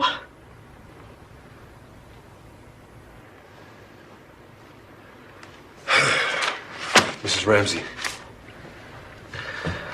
do you feel that the person who killed JonBenét deserves a second chance? A second chance? Pity. Forgiveness. Oh, God, no. No. Thank you, Mrs. Ramsey. Ostrom. Let's go get a warrant now. What would you base it on? You're kidding. You heard the inconsistencies. You saw the behavior. She's a non-stop liar. Assume every inconsistency points to her. Assume every evasion and deception points to her. What's your motive? The law does not require motive. That's true, but when you have no witnesses, no forensic evidence that's wholly clear-cut, plus a mother who has no history of mistreating her child, you'd better have a motive. Anywhere else we could arrest her, but in Boulder we can't. I'm sorry, Thomas. Don't be sorry for me. Be sorry for JonBenét. I'm Patsy Ramsey, JonBenét's mother, and I'm late. Hey, what's wrong? Peter Hofstrom, that's what's wrong. Mr. friggin' Bill of Rights. I'm appalled. What is this? Yeah, I've been watching it. Looks like the Ramseys have decided to go public. To be involved in I can't take this. hideous, heinous crime. Wait a I minute. love that child with She's wearing the same clothes she had on yesterday at my interview. heart and soul. Women like Patsy Ramsey never wear the same clothes 2 days in a row. No. You know what she's doing? She's trying to tell me that it was perfectly normal for her to have worn that red sweater 2 days in a row. That's what she's doing. Some of you may have seen the ad that we placed in our local Daily Cameron newspaper. This reward money has been offered since the death of JonBenét, but we felt that we weren't getting it out to the public enough.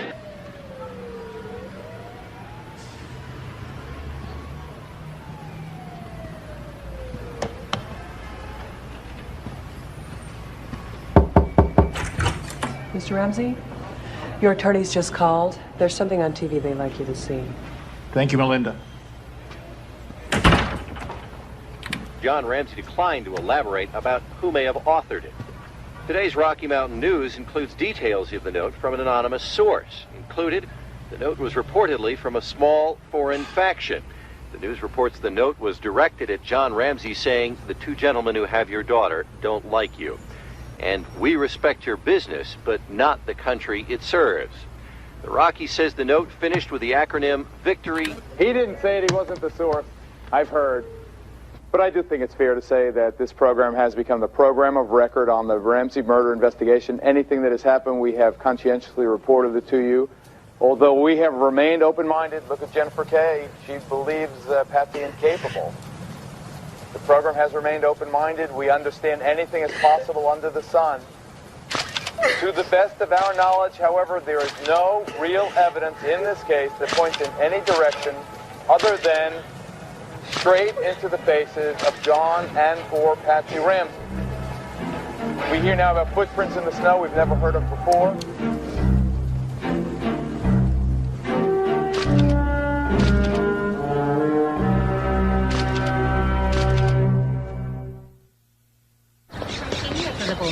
I think it'll be about the same last year.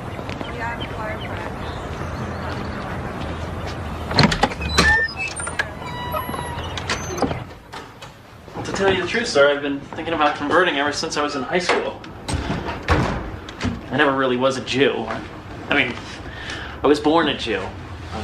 We could have been atheists for all the religion we had in our lives. And that's what's missing, you know? Real faith, real spirit.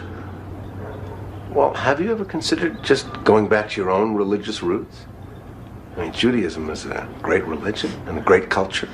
Well, sir, all my friends are Christian, and whenever they'd take me to church, I would feel so great. And I just don't want to lose that feeling. All right. There.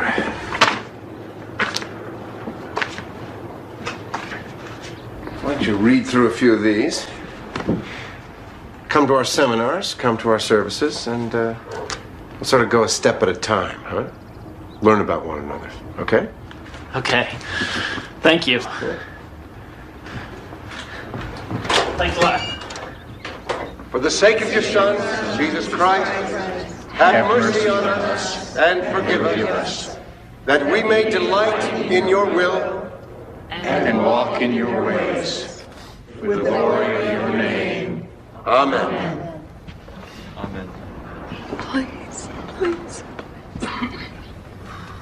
Almighty God, have mercy on you, forgive you all your sins through our Lord Jesus Christ, strengthen you in all goodness, and by the power of the Holy Spirit, keep you in eternal life. Amen.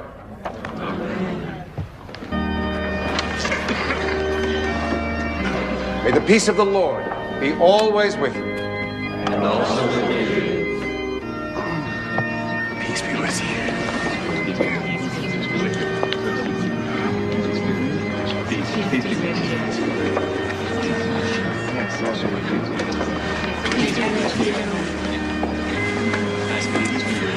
be with you. Peace be with you. Peace be with you. Peace be with you. Peace be with you. Peace be with you.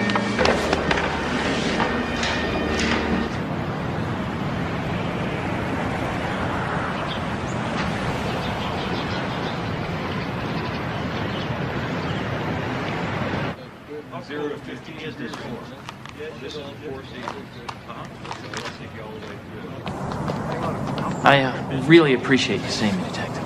So you work for the Globe? Yeah, I'm a researcher. Mr. Shapiro, I'm Detective Thomas. Hi. Come on in.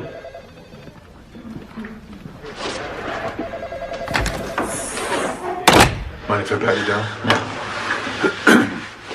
We're not going to find a wire or anything like that, are we, Jeff? No. You mind opening up your bag, please? In the least.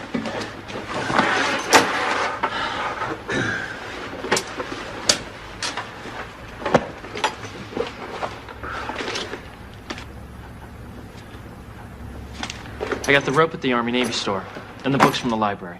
Why do you think this cord means something? I believe that is a match to the one that was found around JonBenét's neck. Well, how would you know that? Well, the Globe published the autopsy photos, which I thought was morally reprehensible. Just by looking at a photo published in a tabloid, you decided that this cord was a match. Yeah, as far as I could see, yes. In 1872, when Spain colonized the Philippines, they used the garrote to execute the natives? I'm lost here. Is JonBenét killed because she's a Philippine revolutionary? Look, John Ramsey was stationed in the Philippines at Subic Bay. He would know about the garrote. You got any other bright ideas? Autoerotic asphyxiation. Take a seat. Sexual pleasure can be enhanced when you cut off the oxygen supply. Jeff, autoerotic asphyxiation means that you cut off your own oxygen supply. How does that fit in here? He's just another homicide groupie. He just wants to sit with us. Jeff, why don't you go back to your little tabloid, turn on your computer, and go into one of those chat rooms? Your theory doesn't fit. Alex Hunter seems to think it fits.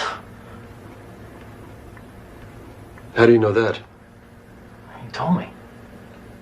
You talked to Hunter about this case. Well, Every day. I mean, sometimes I spend hours in his office. Bull. Well, what else do you and Hunter talk about? You name it. Other interesting possibilities. We just sit around and hash out different theories. Which are what kind of theories? Variations on the intruder possibilities. Jeff, you're beautiful. I'll tell you what. You have another good idea? You come to us. You might get better action. The majority of Boulder police officers have long distrusted Alex Hunter and his staff. But now with the media putting the spotlight on Boulder, Colorado, it's only made it Eller's worse making us and look more bad again. noticeable. It's a big problem. God, I hate that bastard. First he withholds evidence from my office, and then his boys leak what's been withheld so they can give it a little spin. Son of a bitch. Is there anything I can do? Like what?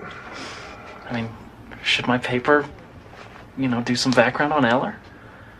You know, there may be something here in his resume. A couple of years ago, he worked for the police consortium, and there were rumors. What kind of rumors? That he had to leave his job early because of some, sexual harassment stuff. If that is true, that is some story. That's what I keep telling people.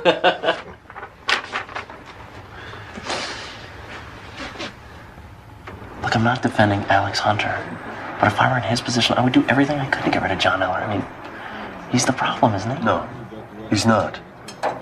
Eller's a cop's cop who won't kiss Hunter's butt. Hunter is the problem. Hunter's a slimy politician who can't stand it when people like us want to put murderers. Let me ask you a question, Jeff. Is your loyalty in the DA's office, the police department, or the Globe?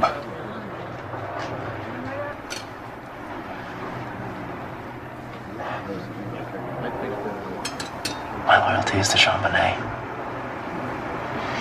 And I will work with whoever I have to work with to do whatever it takes to avenge that little girl.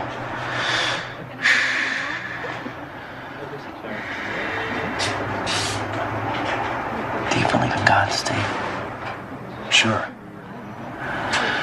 Well, I believe that God chooses a path for us all. And mine has been chosen. That's why I'm here. To help. To help you.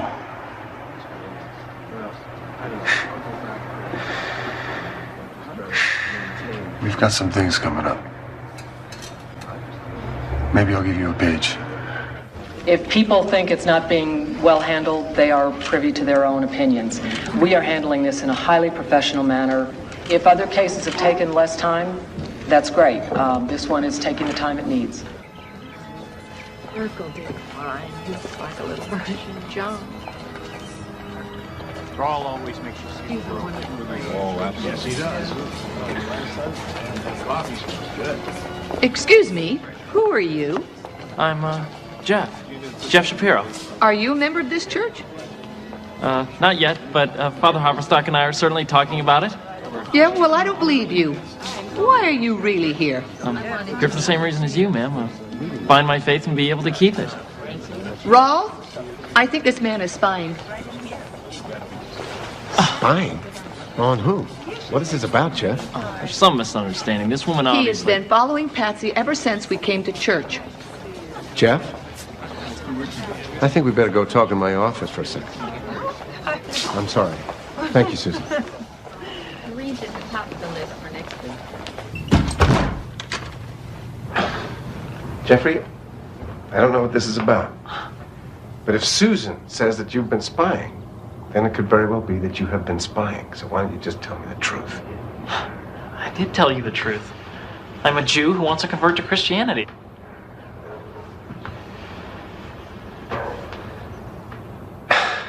I'm afraid I'm going to have to ask to see your driver's license.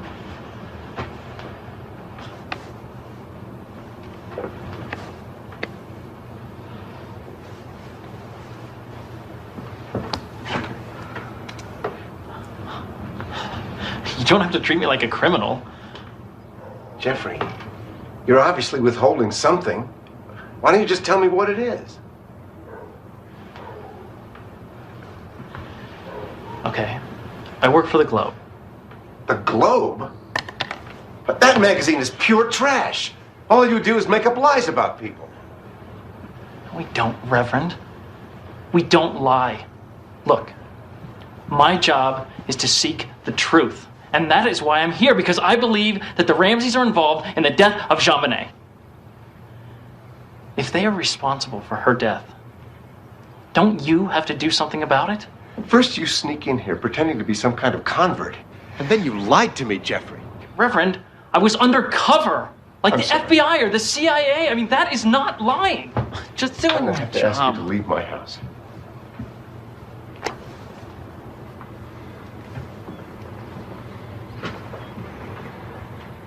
If you can help the Ramseys, why can't you help me? If I'm the sinner that you say I am, why aren't you doing anything to help me save my soul? You shouldn't turn your nose up to any of God's children. Won't you help me save my soul?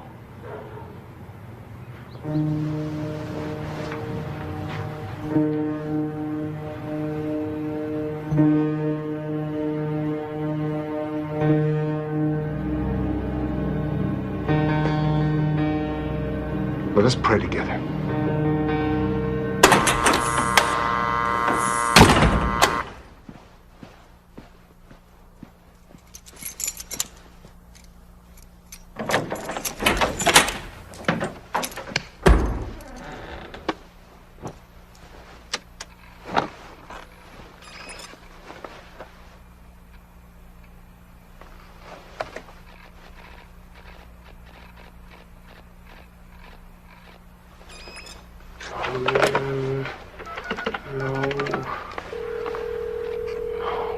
Eller here. Yeah, boss, I'm not getting a password screen. I rebooted it 3 times. I think somebody broke into the system. Yes, I'm saying you had somebody break into the war room and tamper with Trujillo's computer. What the hell's the matter with you? You know we don't have a key to Trujillo's office. How in the world would we have gotten to his computer? I don't know. I just know you did it. And everyone else is going to know it too.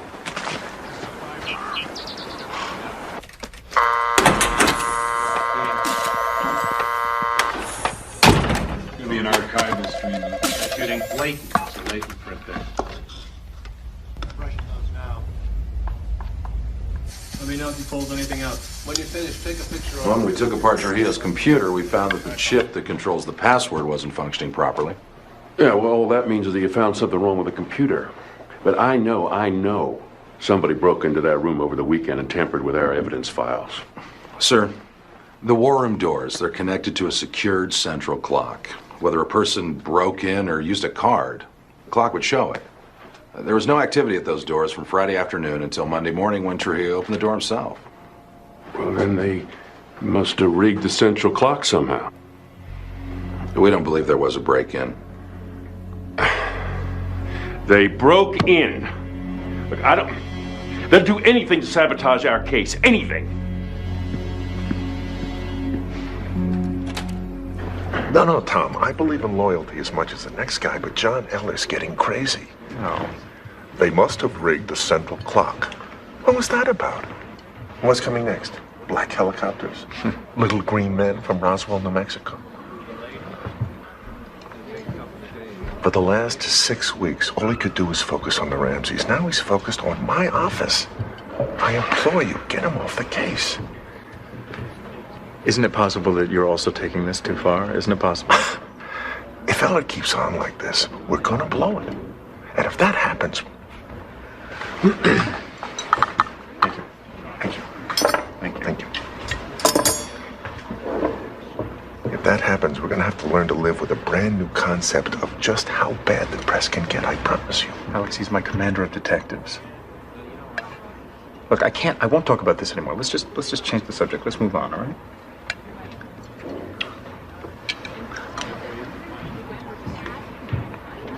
Well, now that your guys and our guys have permission to search the Ramseys, why don't we do the next job right? I'm all for that.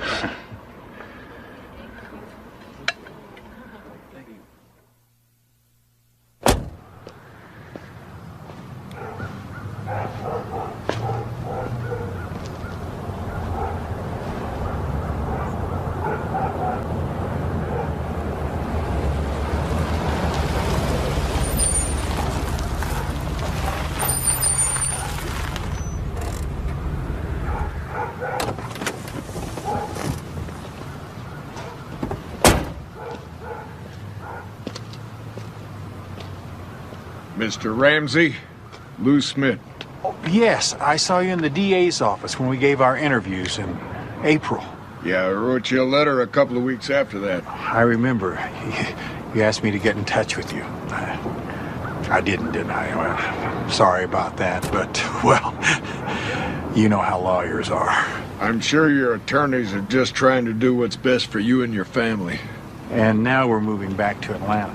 How do you do, Miss Ramsey? I'm Lou Smith. Hello? Patsy, this is the detective that Alex Hunter hired. Remember, he wrote to us. Oh, yes, it was a nice letter. I've thought a lot about it, Mr. Smith. Have you made the progress that you were looking for in finding the killer? Not as much as I hoped, but there's always new information coming in. If we stay here talking in the street, we're going to get hit by a car or a camera. Can I suggest you join me inside my van? Of course, if your lawyers would object to that, I guess we could talk another time.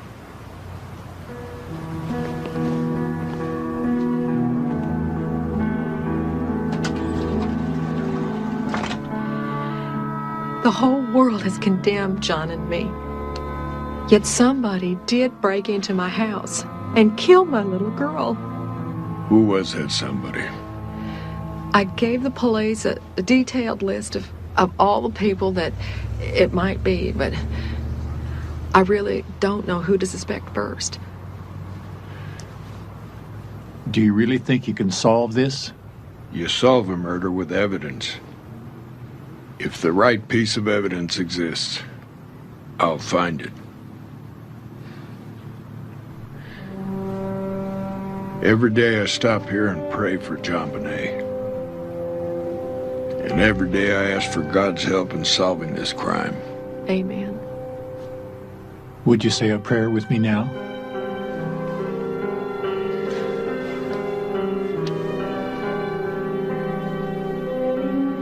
Lord, I pray for courage to face our own fears and to take us where others will not go.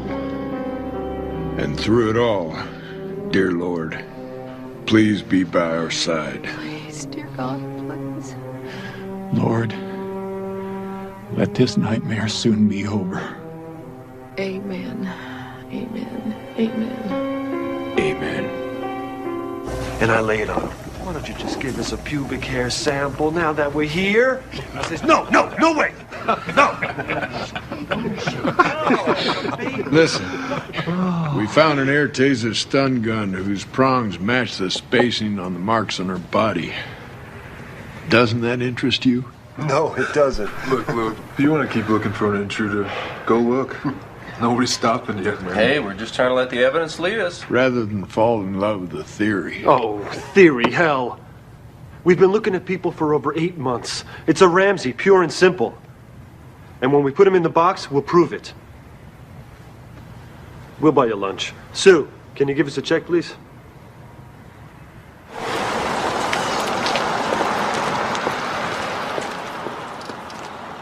Here under the windows where the scuff mark on the wall is.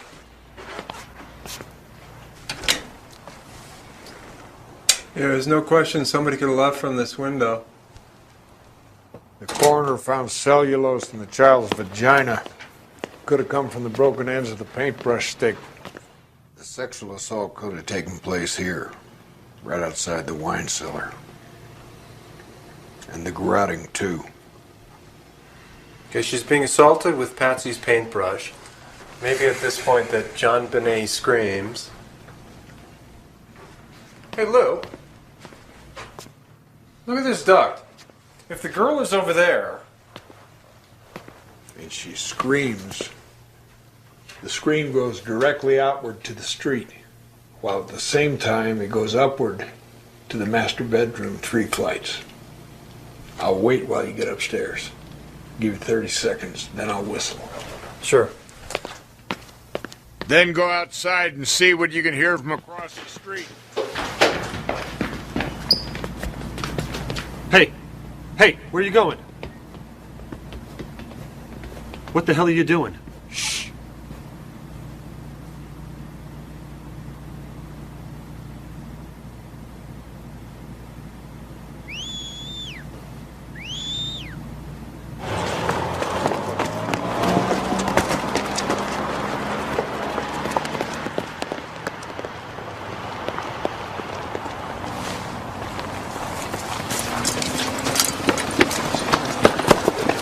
No.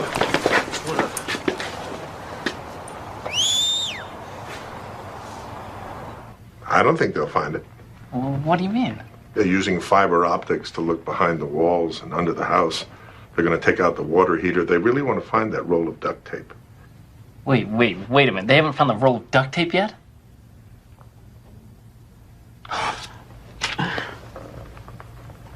Okay. And the ransom note, what time did it say that they were supposed to drop off the money? Let me check. See, where's my copy of the note? Let's see. Here it is. They said they'd call between 8 and 10. And they didn't. Oh, my God. Oh, come on. You're not going to let me see the handwriting? I think not. Sorry. Oh. Sorry, Alex. I got to run. Something important came up. Not as important as the ransom note, eh? Ta-ta.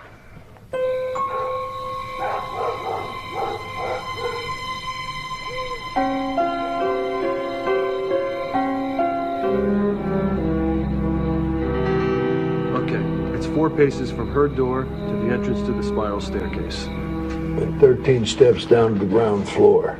Is she struggling all this time? Not if it's a parent who's holding on to her. Assume for a second it isn't. Maybe she's knocked out by a stun gun. Back to that again. The marks matching. Okay. Suppose someone carries a struggling child down the spiral stairs. Then what? Maybe for a moment she breaks loose. There are only 2 routes to the basement. Route 1. She comes down the stairs, makes her first left into the butler's kitchen, goes through, up this set of stairs, then turns right to get to the door of the basement. Problem is, here, I'll show you. The door swings out, and you have to sidestep to get in. No one who knows the house is going to take this route. Route 2. The child comes down the stairs and heads toward the patio door. No access to the patio through the basement. She only heads to the patio door, then she makes her second left into the kitchen. Which is 25 feet long. It's got an island and 2 high chairs. She comes to the kitchen. He follows. She goes left into the hallway. He follows and he's at the door.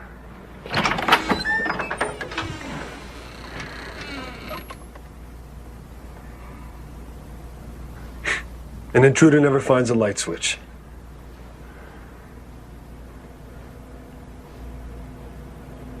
Unless, like you, he has a flashlight. Maybe JonBenét and Patsy had an argument. Couldn't wipe herself, maybe she wet the bed.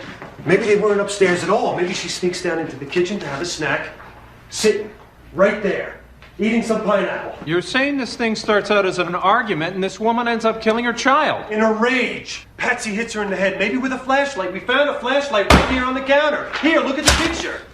Then she thinks the child is dead. How could she face the horrifying idea that the whole world would see her as her child's murderer? An accidental murder turns into a premeditated cover-up. If it was an accident, why not do what other abusive parents do? Take her to the hospital and say she fell down the stairs. If Miss Ramsey was together enough to engage in a cover-up with a ransom note, she was capable of seeking help. The intruder's been in the house for hours waiting for the family to come home. He's already written the ransom note. He knows the place by now, and it's a straight line from the bottom of those stairs to the boiler room. So he took JonBenét down here, and he closed that door. He closed it so he could be alone with her, so he could molest her. I don't buy it. If the intent was to molest her, why not leave the house with her? Why stick around, then write a ransom note if the intention was not kidnapping but molestation? I don't have all the answers yet. Trip, let me see some of that rope you have. Hold it for me. Sure. First, place the noose around my neck. What? Around your neck. Then make the garrote. Do it from behind.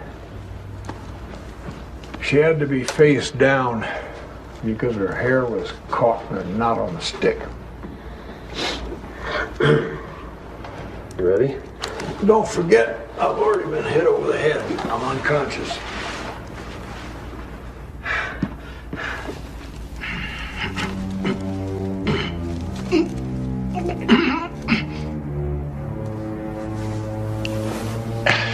You see, whoever killed JonBenét had to look at her.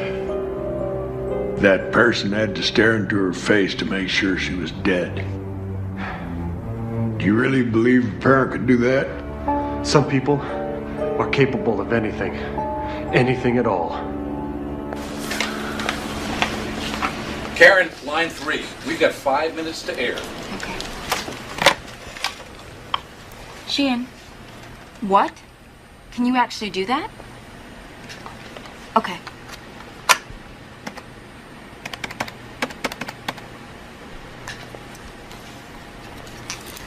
John Eller, please. Karen Sheehan.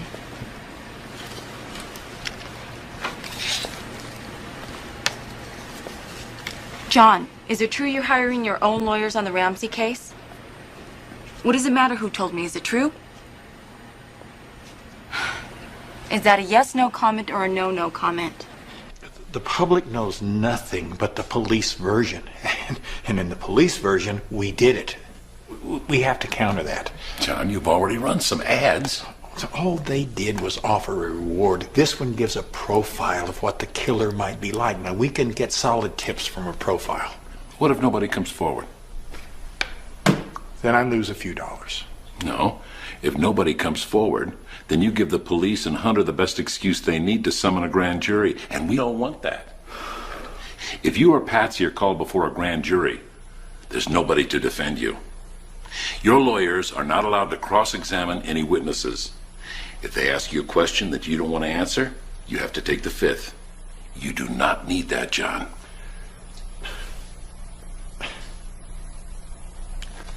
I don't care. I'm running the ads. Hi, Alex. Thanks. I really appreciate this. I'm going to hold you to that, Karen. Good morning, fellas. All right. Let's get started. Okay. Mr. Hunter, can you confirm that the detectives in the JonBenét killing are hiring their own lawyers to determine whether there's a prosecutable case? I'm not sure I'd put it exactly that way. They've hired lawyers to advise them. Is that normally done? That's not customary, but then everything about this case is unusual. Got what you need? Really appreciate it, Alex. Thanks.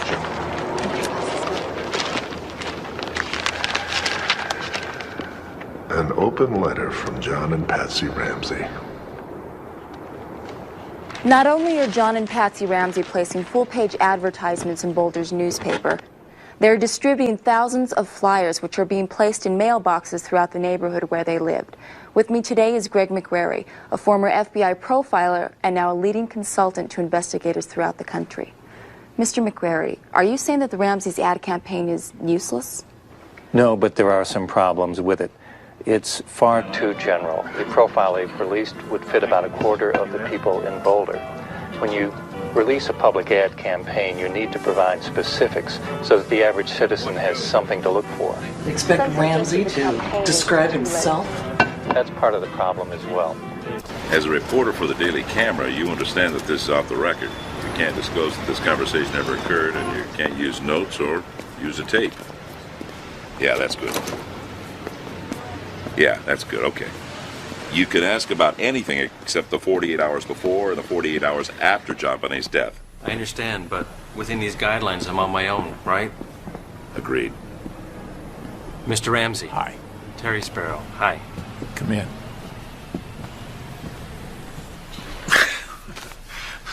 I was really kind of boring as a kid. I didn't much like sports, wasn't into drugs, didn't really drink.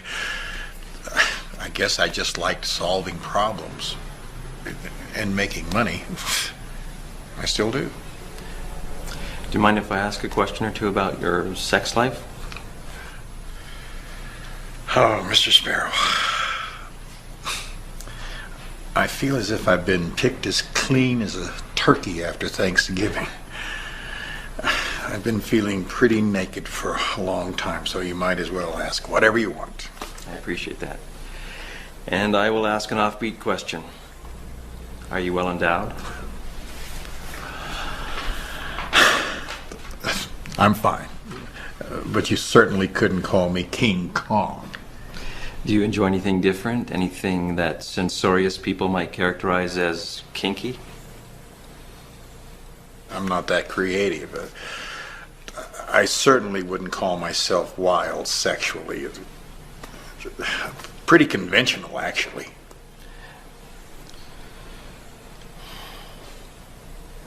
Did JonBenét ever make you angry?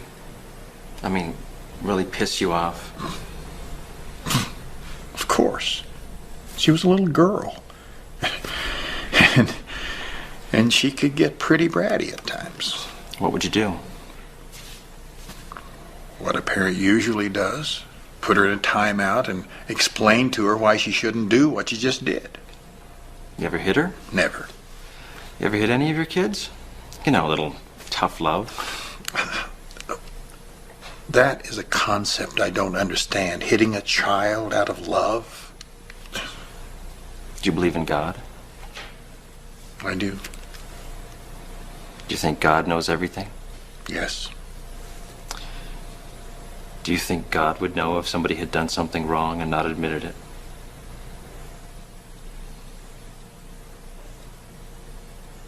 God would know. Yes. God would know. If you want to believe the deed was committed by an outside intruder, then you have to recognize that this criminal chose some hour late in the evening of Christmas Day to enter the house, a time when the parents were sure to be home, and which multiplies his chance of capture. What do we see? Somebody who kills a child, but cares enough about her to place her on her own blanket? Which criminals do not do. Isn't garroting a style of killing usually associated with criminals? Yes, it is. Has your unit ever come across a case in which a parent garroted a child? No. Keep in mind, you can't judge the behavior of people who've been through a traumatic loss by an act of violence they've committed themselves. We've seen every response under the sun. Well, where are we then? You have no hard evidence that an intruder entered the house. Are you saying the Ramseys killed their daughter? I'm saying that the child's dog just happened to be at the neighbor's house that evening. Who but somebody close to the family would know that? What about the open basement window? Even more important, what about the missing roll of duct tape? The rest of the cord? Only an intruder would have removed those items for fear of being identified through them. We said no hard evidence. I've got a couple of questions for you, sir. Do you have any hard evidence that one of the Ramseys killed their child? And if so, which one? Our conclusion is that as of today, there isn't enough evidence to charge anyone. There are things we believe we still need to do. Says who? The DA's office? Says the FBI and our lawyers. Well, what's going on? I thought you were supposed to help us. Well, you hired us to determine if you had a prosecutable case. Now, as a lawyer, I'd like to know if the same person who hit that child on the head strangled her. Frankly, I don't even know which action came first. All right, look, first thing. When you look over the videotapes we made on the murder date of all the cars parked around the Ramsey house that night, we need to check out every one of those owners. Next, we got to start interviewing all the registered sex offenders in our files who don't have ironclad alibis for Christmas night. Plus, their family, their friends, their lovers, their bookies, their bartenders, their drug dealers, their parole officers, anybody that might give us a usable tip. We need to re-interview Fleet White. And finally, we need to re-interview the Ramseys themselves. And how are we supposed to manage this? Wait till Hofstrom sets it up? If that's what we need to do, that's what we need to do. Mr. White, did you actually see Mr. Ramsey pull the tape off her mouth, or was it already in his hand? I saw him pull it off. No, wait. Maybe he already had it in his hand, loose. Did you see him untie the cord? It happened so fast. It was like watching a speeded up film. I'm sorry, I can't separate the movement for you. Was she lying on a blanket, or was she covered with the blanket? Yes, a white blanket. Maybe covered. I already told you all this. Why are we going over all this again for the 17th time? Why haven't you arrested somebody? We are just trying to confirm, Mr. White. Treating me and my wife as suspects and refusing to exonerate us for months on end. And then when you finally say we're not suspects, why couldn't you just say that we were cleared? Why did you have to hedge like that? Do you honestly believe that I killed my best friend's kids? I promise you, we wanted to clear you. Well, then why didn't you? We weren't responsible for the wording of the release. What do you mean, wording?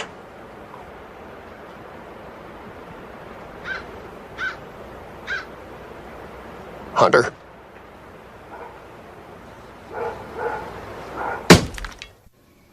Look, Alex Hunter thinks that Patsy Ramsey did it too.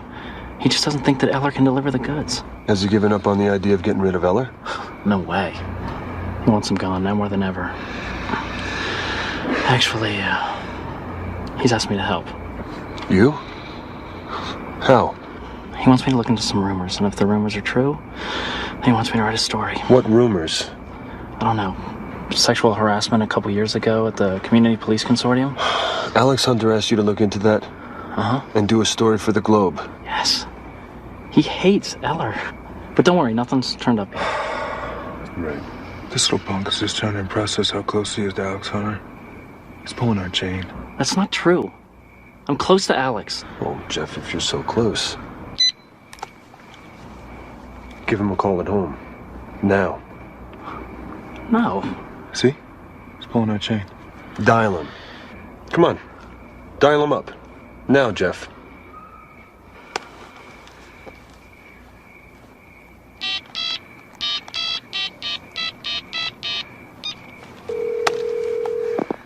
Hello, the Hunters aren't home right now, but if you'd like to... You're not a double agent for Alex Hunter, are you, Jeff? No. I'm just some guy that's caught in the middle. Yeah. You know what? Maybe you could be a junior detective. Yeah. Our junior detective. That's great. Yeah. Are you serious? Because if I'm a junior detective, shouldn't I have a gun? You know what? I'll set you up with a friend of mine. He sells Glocks below cost. Hey, you know what? I think Jeff's more of a Beretta man, don't you think? Maybe. Beretta, Glock. Yeah, welcome to the club. Alex Hunter asked you to look into that. And do a story for the Globe. Yeah, he really hates Eller. But don't worry, nothing's turned up yet.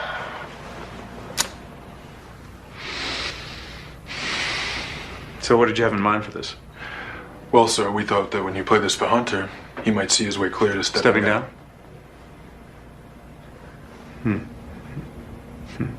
Why would he do that? Well, he asked a tabloid reporter to smear Commander Eller. Oh, well, maybe I missed something. Why don't you play me the section where Mr. Hunter asked Jeff Shapiro to smear somebody, anybody? Because what this tape shows are two detectives who are so bent out of shape with loathing for the district attorney that they're going to rely on a bottom feeder like Jeff Shapiro to plan a little blackmail scheme. That's what this is, it's a blackmail scheme. It's the truth. I don't care if it's the truth. My detectives do not plan extortion. Not if they want to stay in this department.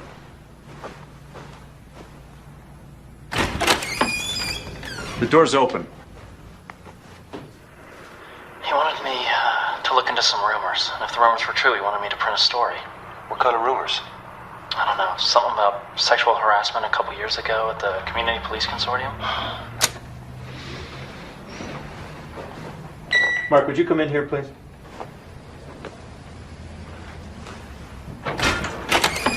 Close the door. Mark, I've informed Mr. Hunter that effective immediately, you're going to take over supervision of the JonBenét investigation. All right. And John Eller will stay on as chief of detectives.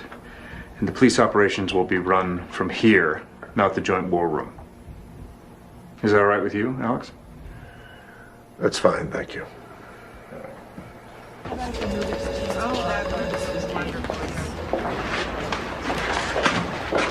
Hey, Susan. Is Alex around?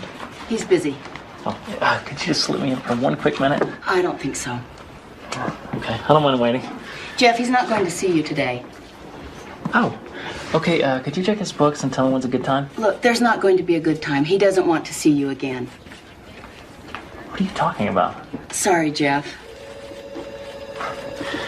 Come on, Susan.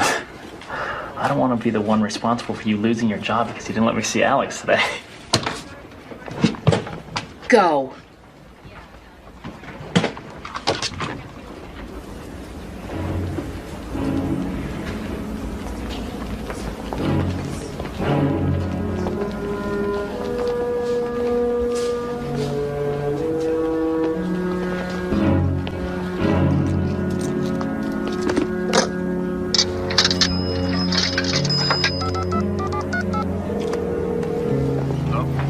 Hey, Steve.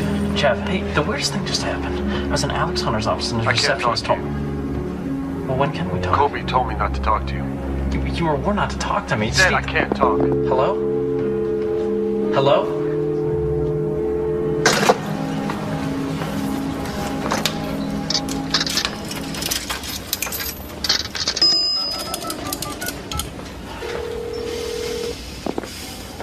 Hello? Hey, Steve. Jeff. I think we must have gotten cut off. Look, I wouldn't take... Hello? Hello? Now keep pushing to get the Ramseys in for interviews.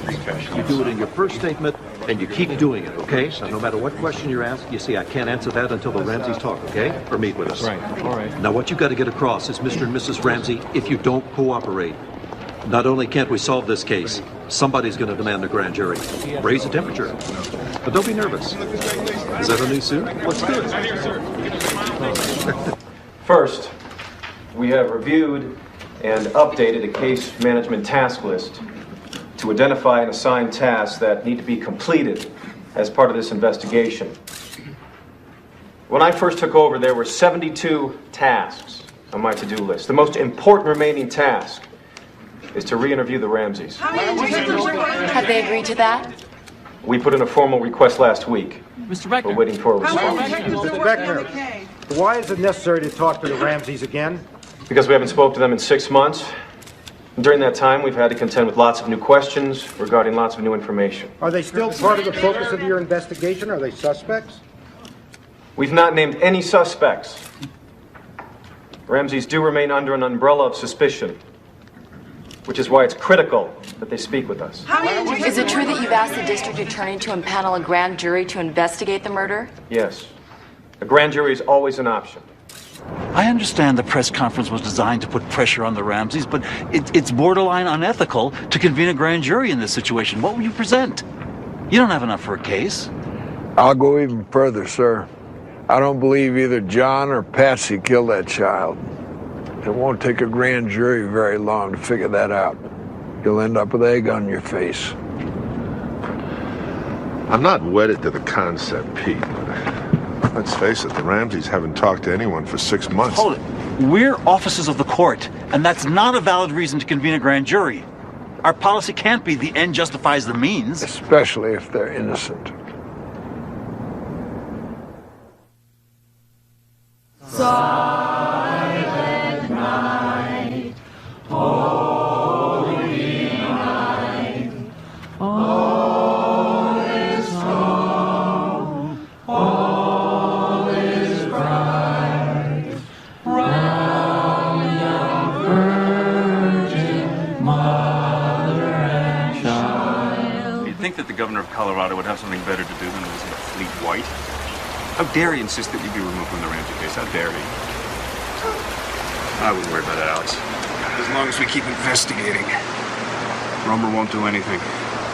The governor's a politician, just like you and me. Well, what if we can't climb out of this big bog? Yeah, glug. Well, maybe there's hope. I heard John Eller's quitting. Can that be true? Yeah, well, Linda Art is suing him, Larry Mason's suing him, so why stay? Tell you the truth, I'm thinking about leaving myself. I am... All right, so tired, Alex. And Mason and Art are also suing yours truly. And the rank and file hate me now. Everybody at the police station hates me. And apart from you, I've got no allies left in Boulder. But I'm not going to leave till the end of the year. Not until the Ramsey case is finished. You think this will be done by the end of the year? You're dreaming. Who's being defeatist now? You know what we have after 13 long months? Suspicions, indications, hints. We even have a few new clues. What we don't have is evidence. Oh, God. You know, I envy you and Eller. I do. I'm caught between a rock and a hard place, and it's crushing my head.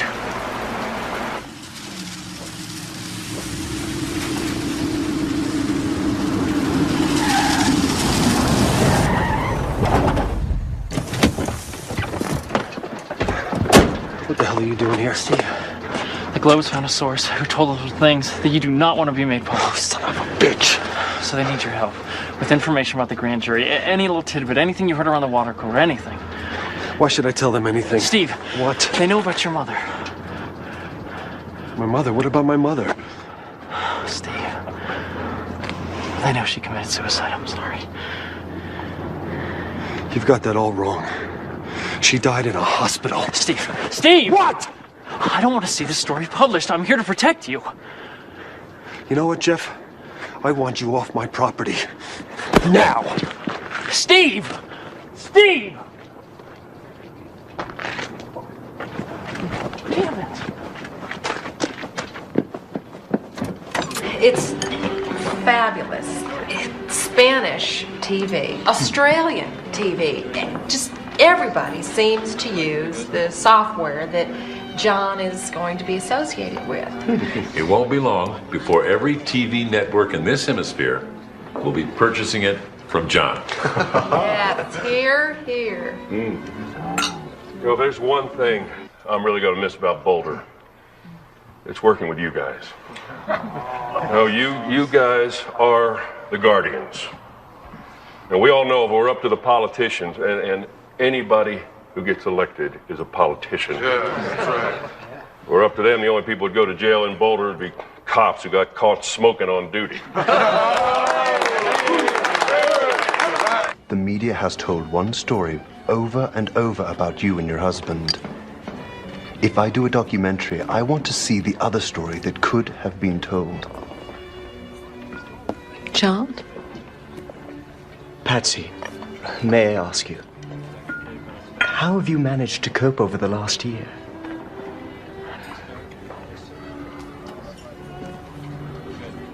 Are you a believer, Mr. Mills?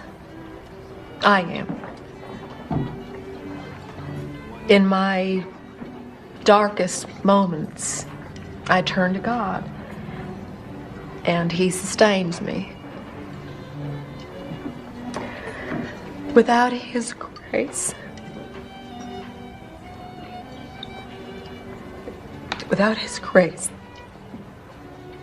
this past year,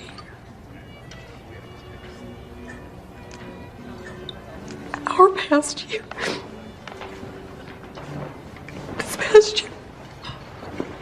If you could excuse us.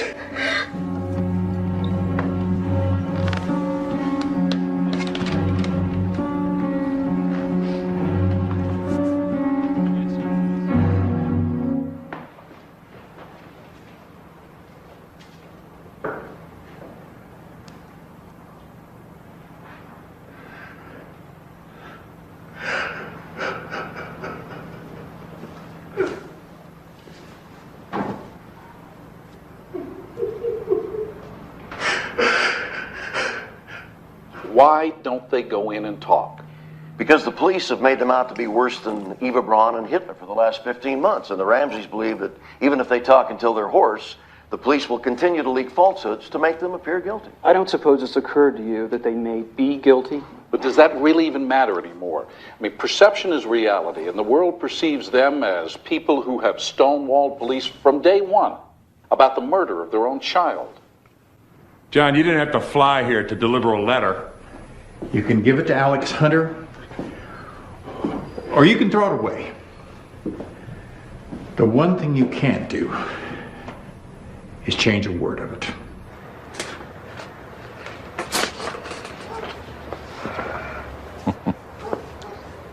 Alex, where's the problem? He's offering to have everyone in the family submit to interviews. They'll talk for as long as you want, no conditions. Why aren't you smiling, Alex? You have the store now. There's one condition implicit in his letter. That my office does the interviews. You find that so unreasonable? I can't conduct interviews for the police. It's their case. Until they hand it over to me, they're still in charge. They're still pushing for a grand jury? Every hour of every day. Have you agreed to that? No, I have not. I told Morgan it was your case, and until it was handed over to me, you would do all the questioning. I won't poach on your turf. Have you decided then to call a grand jury? Oh, no, I haven't, but... Peter, don't you think a grand jury is just about inevitable? I don't see enough evidence to take it there. In any event, when do you want us to hand the case over to you? A month from now. This is what JonBenét looked like on the morning of December 25th. The bike was her Christmas present, given to her by her parents. John Ramsey took this snapshot. Next, please. This is very early on Christmas morning. It's the last image we have of JonBenét alive. About 22 hours later, on December 26th, a little bit before 6 o'clock in the morning, when Patsy Ramsey went downstairs, she says she found a note telling her that JonBenét had been kidnapped. About 7 hours after that, the body of JonBenét was found in the basement by her father. Next, please. This is where investigative officers found the body of JonBenét. So far as we could learn, we found no clear sign of forced entry. We did find these pry marks on 2 doors, but we didn't find any splinters on the ground, which of course you would during a break-in. And of course, there's the spider web. And we don't have any photographic record, but an officer does remember seeing 1 or 2 intact strands of a spider web running from this grate in front of this broken basement window to this window molding. If entry did occur here, we find it very unlikely that this partial web would still be there the next morning. As of now, we've looked at 68 suspects. Of the likely ones, handwriting, fingerprinting, DNA, and other forensic tests or strong alibis have eliminated the following: Chris Wolf, Fleet and Priscilla White, Linda Hoffman Pugh, Melinda Ramsey, and John Andrew Ramsey, the John Ramsey's children from an earlier marriage. And in addition, 30 of Boulder's 32 known sex offenders. In theory, the Santa Claus, Bill McReynolds, is still suspect. His wife wrote a play about the torture murder of a young girl in a basement. But we think he was way too weak to have done the crime. He had heart surgery only 4 months earlier. So, we keep coming back to somebody in the house. The injury to JonBenét's head produced no exterior bleeding. Therefore, we don't know where or when she was hit. We believe it could have been caused by this flashlight. The flashlight, the ransom note, the pad on which the note was written, were all found near each other in this area of the kitchen. Linguistics analysis of the note shows similar phraseology to Patsy Ramsey's previous notes and letters. Yet, handwriting analysis doesn't show that Patsy Ramsey wrote the note. It does show that of all the people we interviewed, she's the only one who can't be eliminated. 4 fibers were found on the duct tape that was torn from JonBenét's mouth. This is Patsy Ramsey on Christmas night. CBI tells us that the 4 fibers from that duct tape are consistent with that jacket. I'm very sorry, but consistent with is not a match. It is impossible to match a fiber to a garment in the way a fingerprint or DNA can be matched to a human being. But wouldn't the jury buy it? They might, for about 30 seconds. Then the defense would show that the fibers could have gotten on the tape like this. Bessie is wearing her jacket Christmas night. She puts the child to bed. The fibers attached to the white blanket. But the police found the duct tape on the blanket. It's called secondary transfer. It is the most common thing in the world.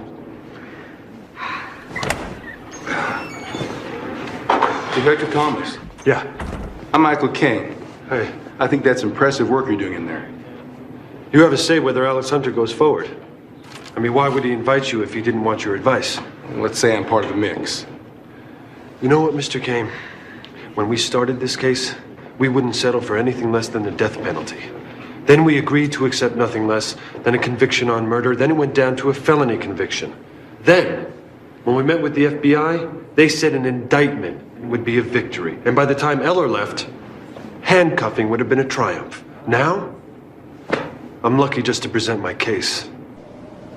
Think about that. To sum up, these are only some of the reasons why we believe that the Ramseys are the only genuine suspects. The ransom note was written on paper that was torn from a pad that belonged to Patsy Ramsey. The Sharpie pen that was used to write the note was found in a cup next to the kitchen phone where Patsy Ramsey kept all her pens. Patsy Ramsey is the only person that cannot be eliminated as author of that note. The ransom itself, $118,000, is the exact same amount as John Ramsey's bonus that year. The paintbrush, used as a stick to twist the garrote, is linked to Patsy Ramsey. The audio on the 911 tape conflicts with statements made by both Ramseys to the police.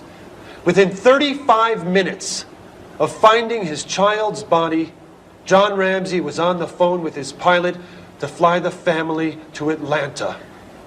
Moreover, the autopsy discloses vaginal trauma that was present prior to the night of the murder. It is unlikely that anyone outside the immediate family could have done this. And finally, the date engraved on JonBenét's headstone reads December 25th, not December 26th, which indicates to us that the Ramseys knew their child died before midnight.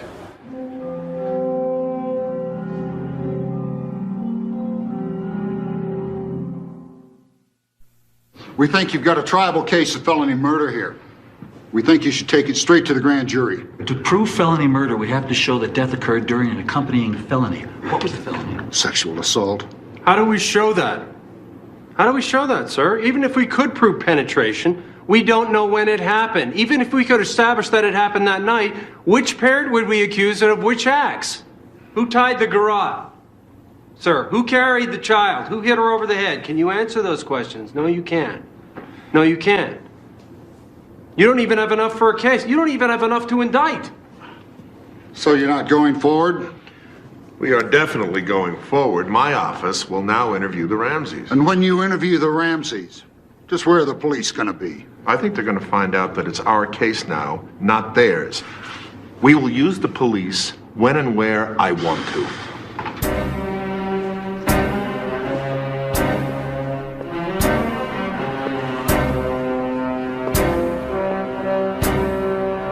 Lou. Hello, Steve. Can I do something for you? I heard the interviews with the Ramseys are taking place any day now. Is that true? True. Why weren't we asked to participate? This is our case. No, it's Hunter's now. Lou, is there any way I can be part of this team? I know this case better than anyone. If it was up to me, you'd be there. But Alex wants his people doing the questioning. You gotta be hard on him, Lou. Don't softball him. Don't let religion play a part in this. Don't worry, Steve. I've put a lot of Christians in prison.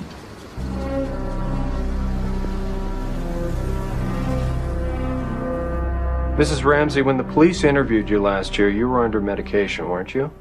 Indeed, I was. I'm sure that it must have given a terrible impression of me.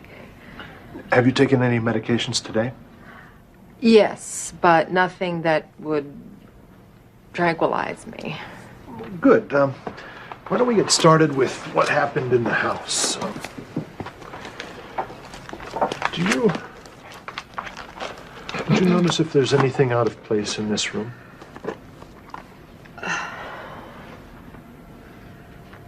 Take your time. No. John, you know the autopsy found pineapple in JonBenét's digestive system. That is so bizarre. She was asleep when we got home, and I took her straight up to bed. She didn't eat anything, Lou. Mrs. Ramsey, the coroner found pineapple in your daughter's stomach.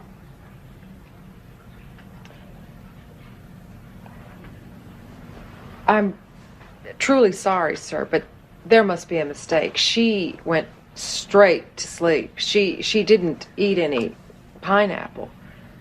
Well, there was pineapple on the table next to your daughter's gingerbread house.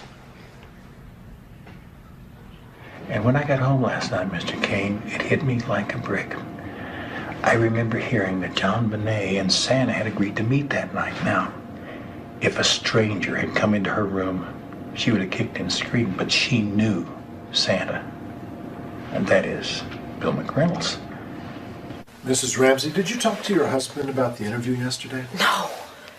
You didn't talk about anything that I asked you or anything John was asked? No. You didn't say, how'd it go, John? Oh, for sure, but we never discussed anything that was asked. That would be wrong.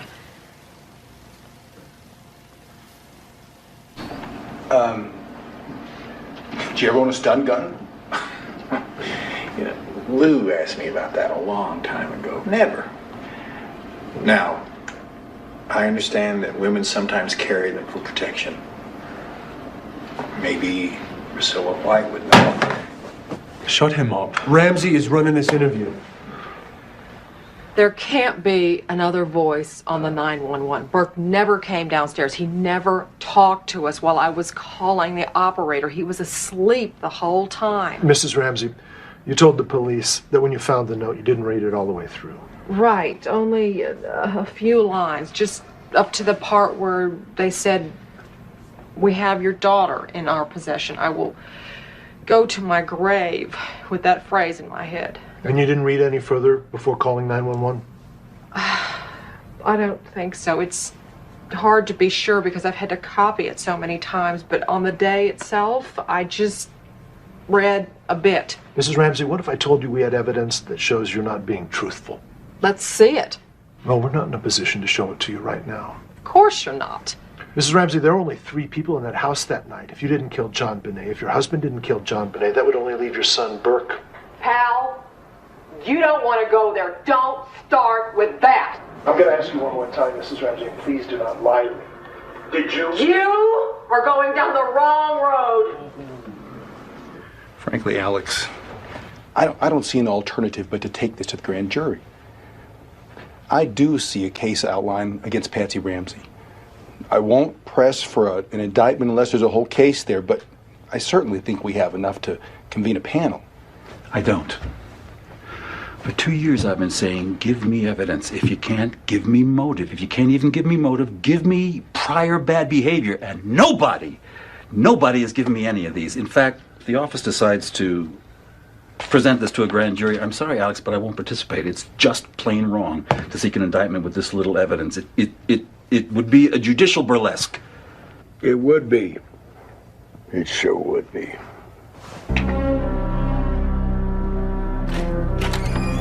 I need to brood on this. Lou, if you weren't so hung up in your damn imaginary intruder, you'd see that every sign screams Patsy Ramsey. You gotta be deaf, dumb, and blind not to get it. All right, you tell me. Why'd she do it? She lost her temper.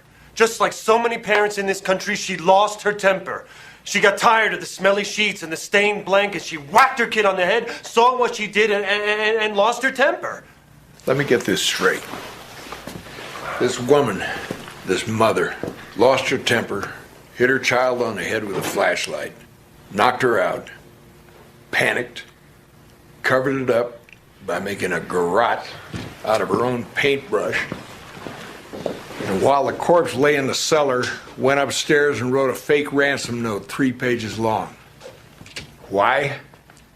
Because she was embarrassed? That's right. Is that what you want me to believe? I sure do. No way. Not today, not tomorrow, not the day after, never. Come on, you guys. I mean, you're both so obsessed with this case you can't see anything else. You shut your eyes to any piece that doesn't fit. No wonder this case is such a mess.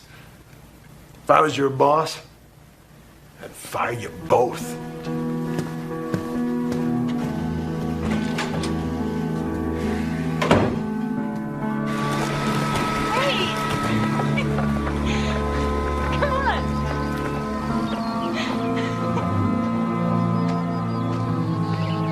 The 18 months that my colleagues and I have worked on this case night and day, we were advised by the prosecutor not to speak to certain witnesses. We were forbidden to clear innocent people. We refused search warrants, and we were the victims of a campaign of misinformation designed to discredit all of us and designed to destroy the career of our commander. And I think that until an independent prosecutor is appointed, there will be no justice for JonBenét. The DA's office for 2 decades has dealt with serious crime by plea bargaining, like some sleazy used car salesman. And the detectives never had a chance. Self-righteous. And this is why I've chosen to publicly resign from the Boulder Police Department. Steve Thomas is just the latest on a list of casualties in the JonBenét murder case. In the 588 days since JonBenét's murder, 4 detectives and the police chief have either left the department or left the case. I don't know why the detective said that. I want you to get hold of Bob Grant at the Arapahoe DA's office. Let's talk to him about it. Were you appointed special prosecutor? Do you think Alex Luger hasn't been aggressive enough? Just give me a second here, guys. It's a very complicated issue. I really don't have anything to say right now. I will have a press conference in a little while, and we'll go over some things then. Thank you very much. Good morning. I have a brief announcement on the JonBenét Ramsey case. After consulting with all of the Denver metro area prosecutors and the state attorney general, I have concluded that it would not be proper to appoint a special prosecutor at this time. Alex Hunter, district attorney for Boulder County, is going to convene a grand jury within 6 weeks. And 2 of our state's best prosecutors will be appointed to assist Michael Caine in presenting this case to the grand jury.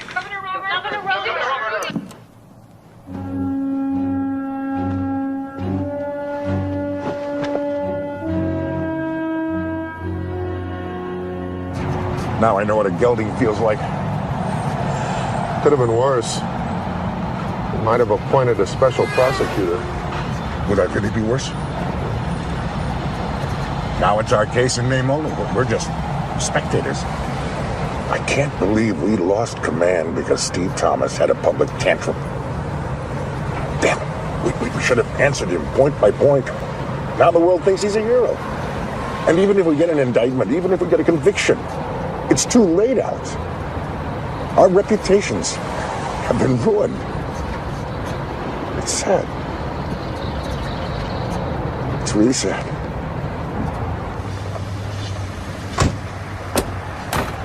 They scrambled into the Justice Center with the media in hot pursuit. 12 Boulder County residents starting their first day on the grand jury investigating the JonBenét Ramsey case. Behind closed doors, they've begun the secret proceedings that could take months. Proceedings that could end in a criminal indictment. You got a minute? Sure, what can I do for you? I was wondering if you knew when you expect me to testify. I like to be real prepared for a grand jury. Tell you the truth, Lou, I don't know if I'm going to call you.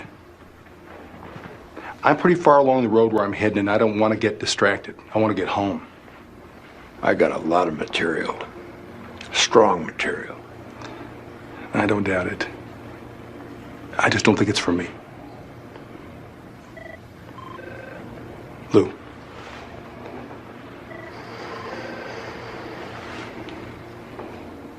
Thanks for coming by.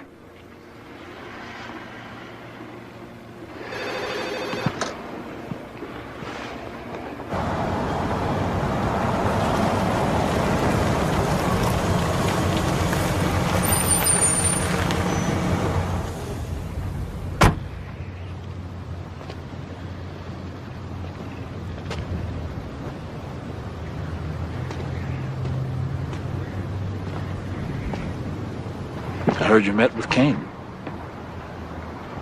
I'm tired of yelling from the back of the truck, Pete. So I'm resigning. I can't be part of a lynch mob. Lou, if I didn't have the responsibility of 300 felons on my docket, I'd be thinking just like you. Smith's swimming against the tide. He's the only person in America who still thinks they didn't do it. My guess is his letter has zero effect. Oh, you think so?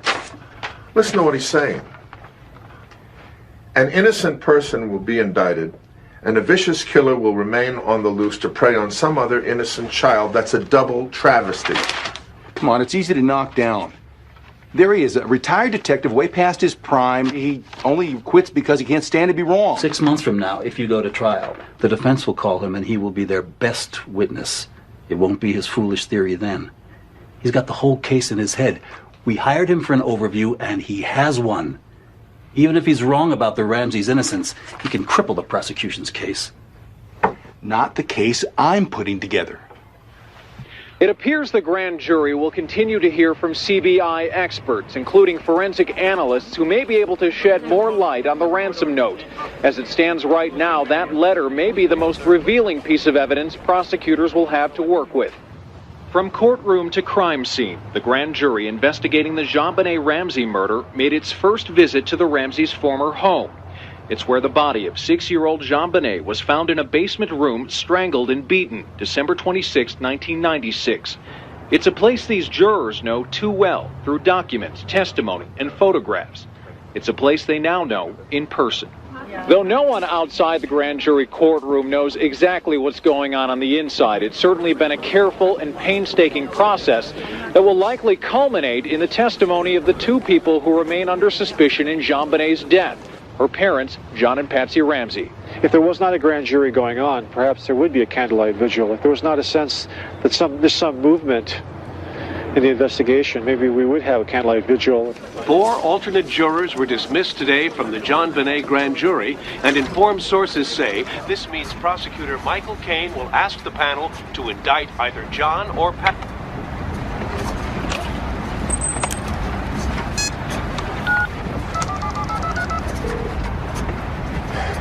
Peter, it's Lou.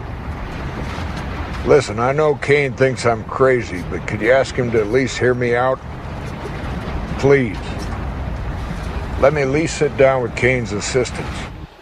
I believe that an intruder intending to kidnap and molest JonBenét came to the Ramseys' house, bringing with him cord, duct tape, and a stun gun.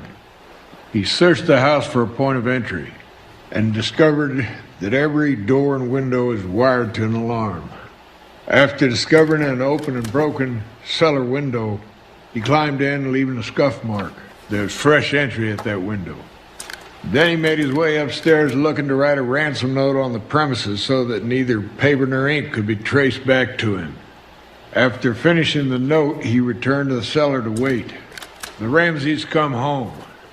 They go to bed, after which the intruder goes to JonBenét's room, knocks her out with a stun gun, tapes her mouth, binds her hands and feet, and wraps her in her blanket to keep her warm from the winter cold. He's intending to take her with him. Scared that an alarm might go off if he opens the door to the outside, he returns to the basement with JonBenét. She wakes up and screams.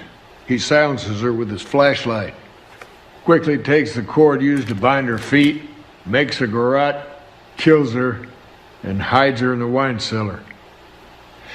Then, using a suitcase to stand on, he leaves by the same window he came in through.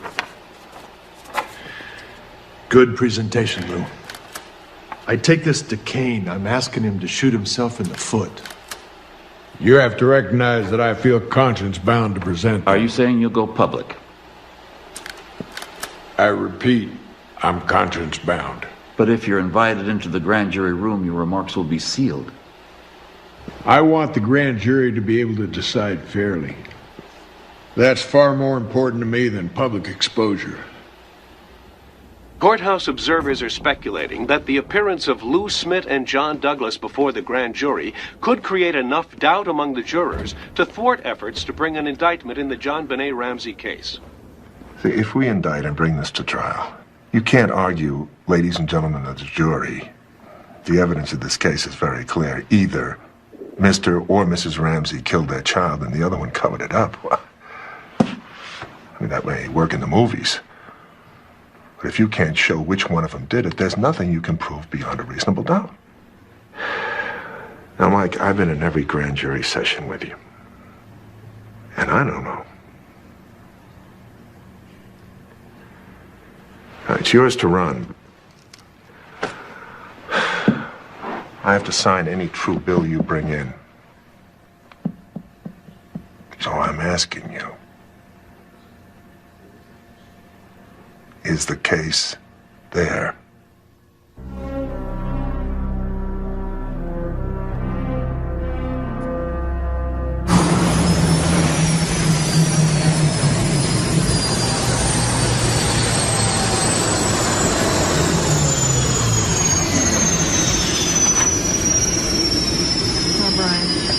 In Atlanta, the only way we could take the press was to keep moving from motel to motel. What's happening here? If you're indicted, you'll be arrested. Kane won't make a deal and let you surrender. He must want to see you do a perk walk in shackles on the evening news. All right.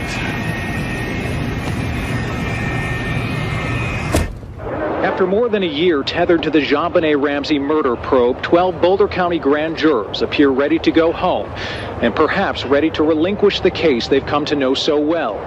One juror even snapped pictures of the media, prompting speculation that the grand jury is nearly finished.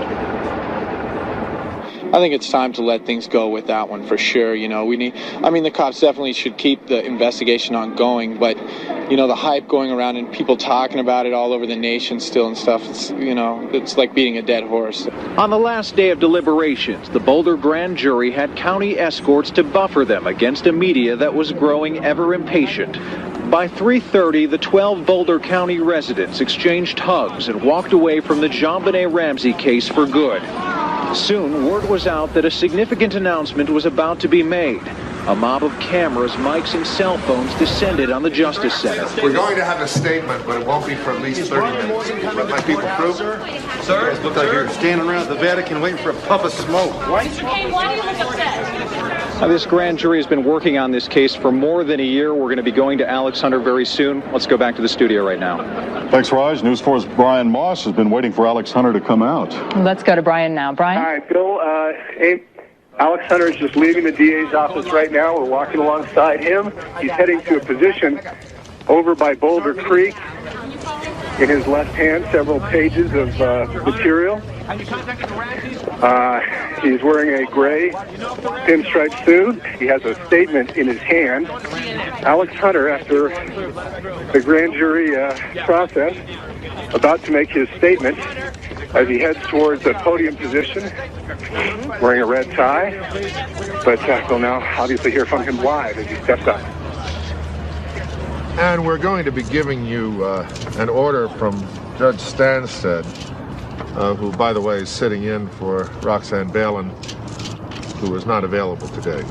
So you are going to have those in your hands, and they deal with grand jury secrecy, which you will see, and most of you know, is extremely important and involved in all the remarks that I will make. At least it's guiding me in my remarks, and we'll have those for you. The Boulder Grand Jury has completed its work and will not return. No charges have been filed. The grand jurors have done their work extraordinarily well, bringing to bear their legal powers, life experiences, and shrewdness. Yet I must report to you that I and my prosecution task force believe we do not have sufficient evidence to warrant the filing of charges against anyone. Logic says she probably did it. Logic isn't evidence. In any case, how often is murder logical?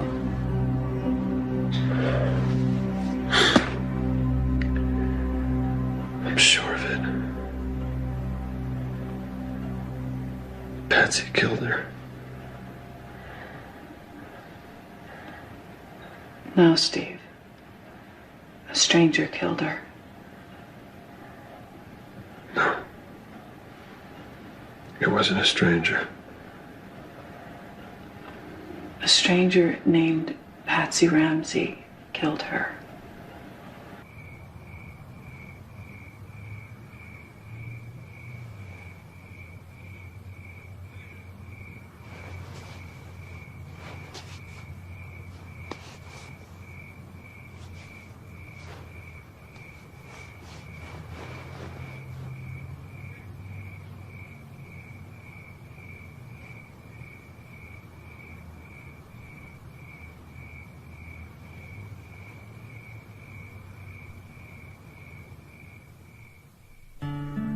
The Ramsey case has forever changed the lives of many of the men and women involved in the investigation. Commander John Eller resigned from the Boulder Police Department. He currently is an investigator for the Florida State Attorney General's office. As a result of a no-confidence vote by the Boulder Police Department's union and pressure from the case, Chief Tom Kobe resigned in 1998. He now works in the nonprofit sector. Detective Steve Thomas, who also resigned from the Boulder Police Department, is now writing a book about the case. Late in 1999, nearly 3 years after JonBenét's murder, Alex Hunter's office officially cleared Janet and Bill McReynolds as suspects in the case. Hunter himself, having served 6 terms as district attorney, has decided not to seek re-election. In a pending action, Detective Linda Arndt sued the Boulder Police Department, alleging she was denied her First Amendment rights. Following his resignation from the Globe newspaper, Jeff Shapiro remained in Boulder, Colorado, and recently worked as a substitute teacher. After resigning as an investigator for the Boulder District Attorney's Office, Lou Smith is still investigating the case on his own. He remains convinced an intruder killed JonBenét. John and Patsy Ramsey currently live in Atlanta. They have filed a lawsuit against the Star newspaper and are writing a book about what has transpired during the last 3 years.